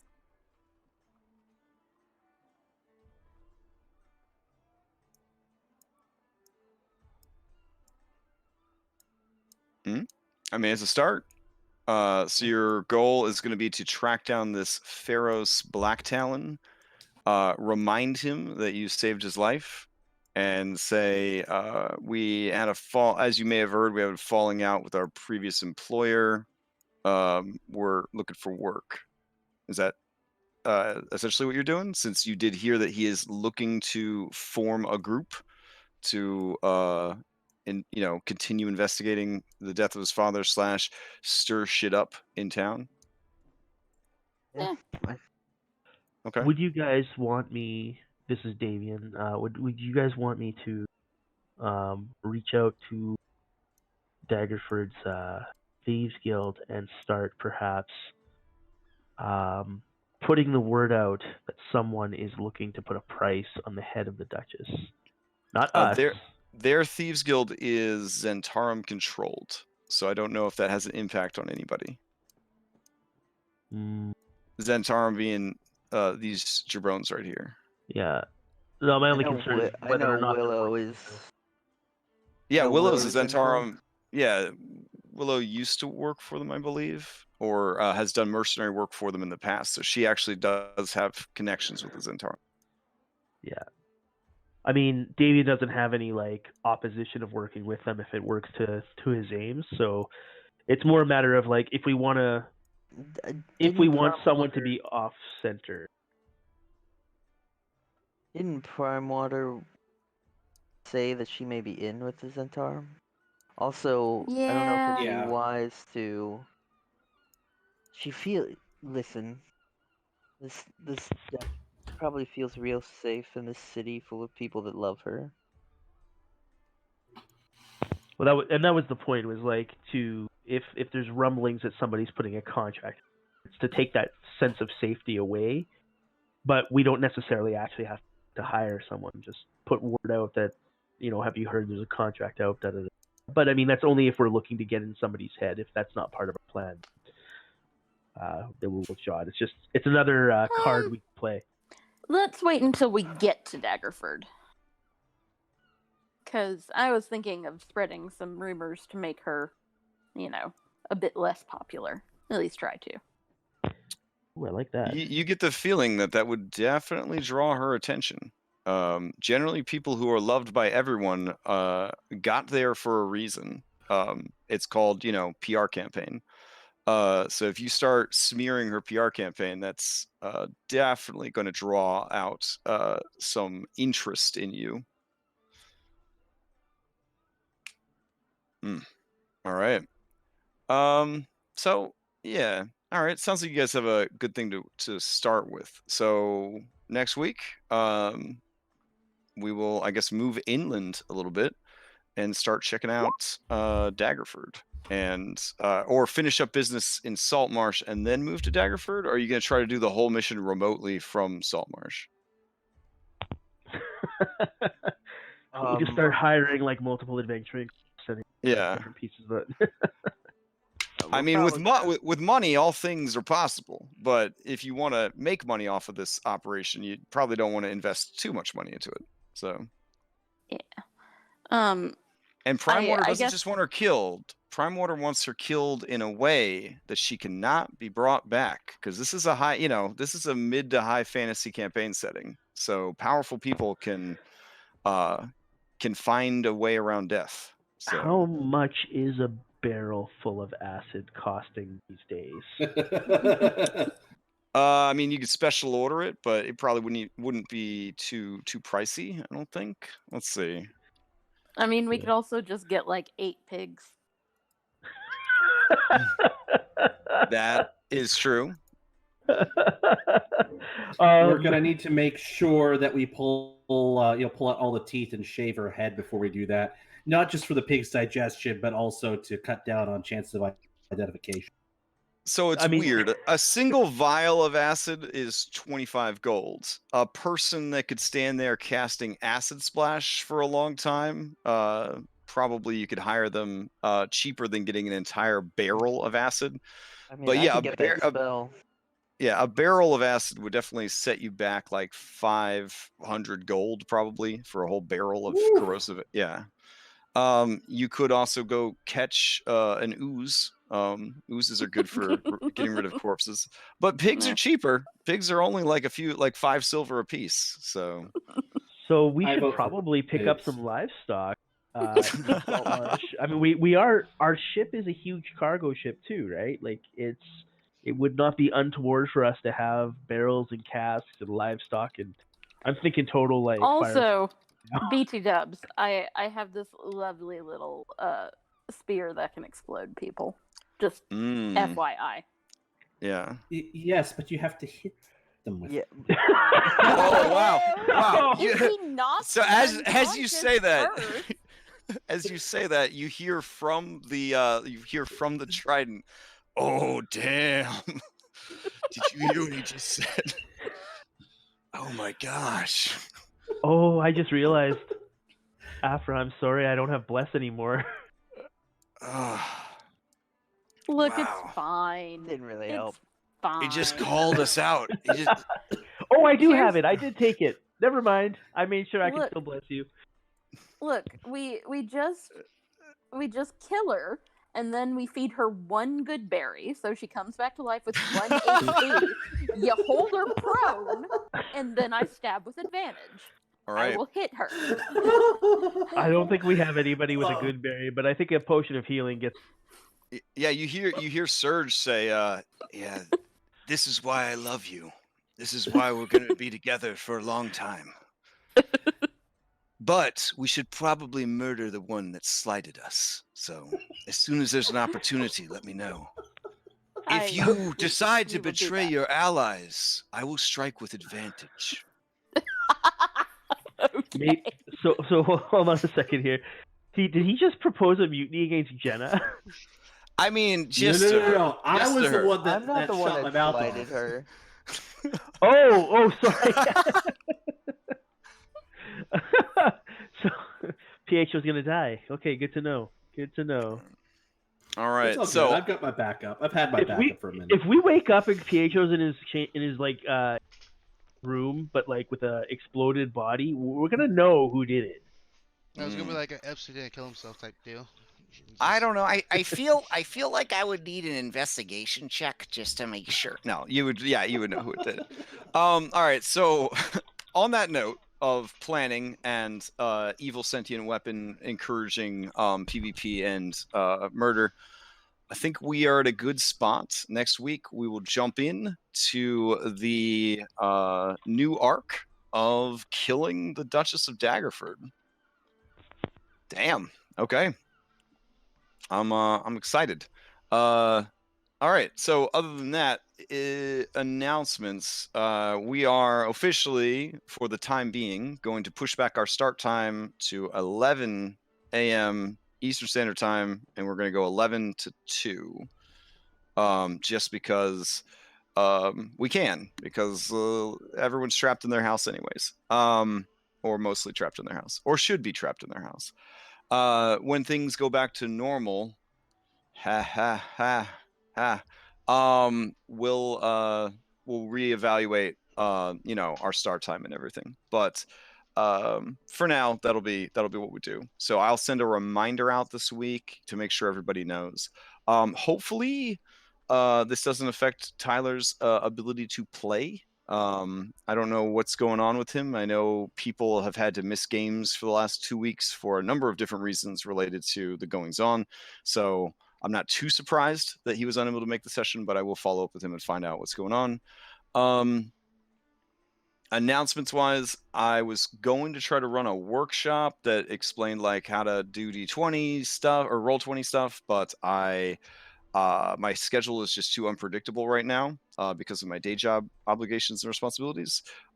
So in the time that I have had, I went and made 14 videos that explain how to set up your Roll20 server with the settings that I like to use, and then how to build a start page, how to it takes you all the way through actually running a combat. So it's everything from logging into Roll20 and building a campaign or Roll20 adventure campaign from scratch, to populating it with shit, how we set up our miniatures so that they are linked to character sheets, how the initiative tracker works. All that stuff is covered.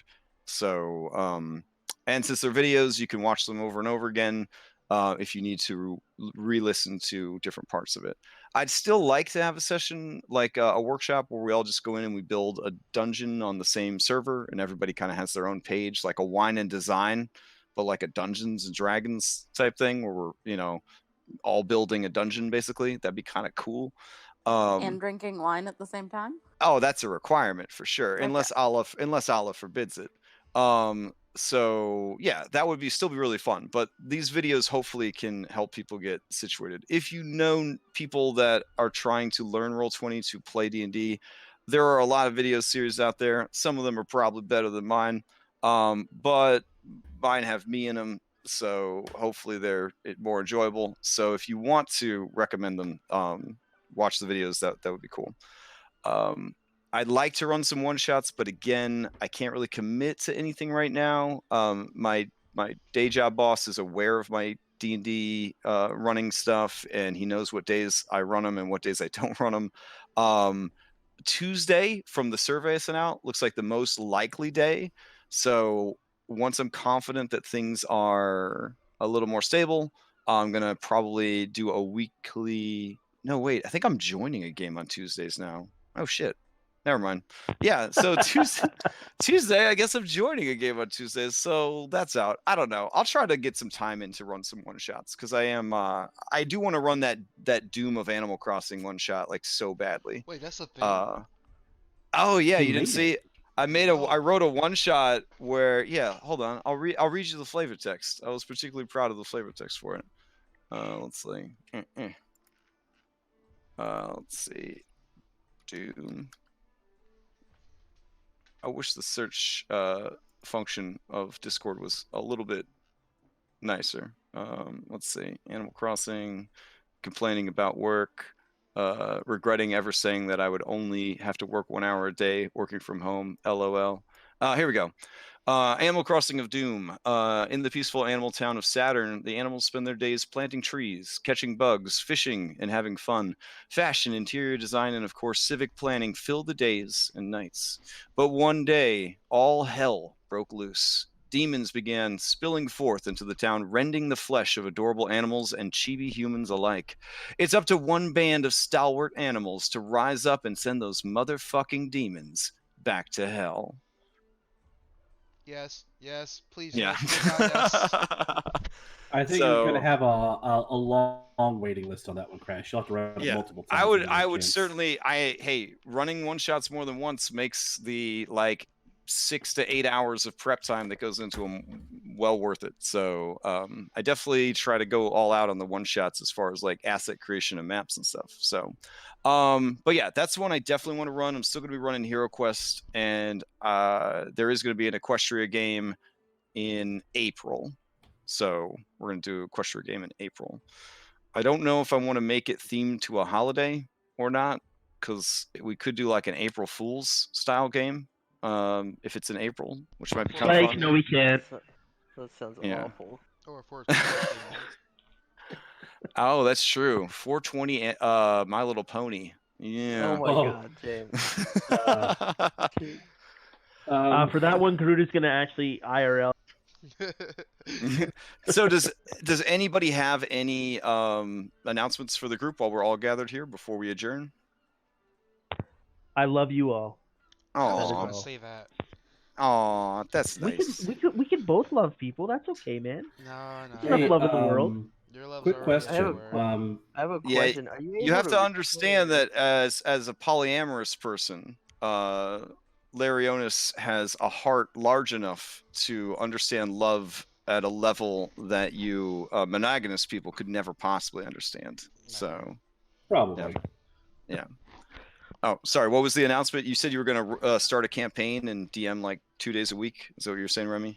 I don't have the time for no. that. Are you able okay. to change the color of hair in a picture?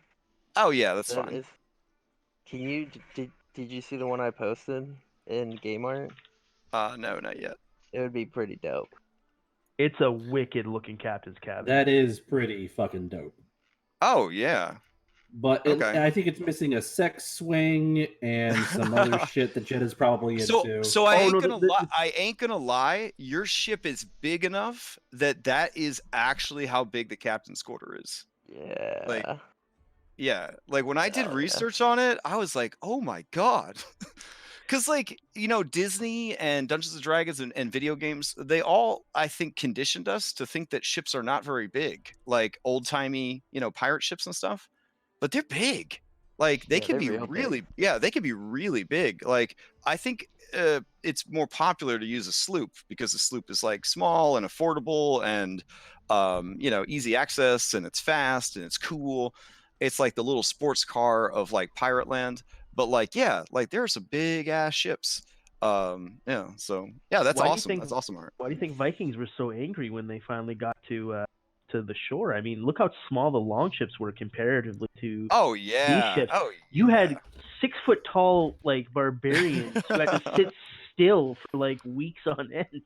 Mhm. They angry when they finally get out of there.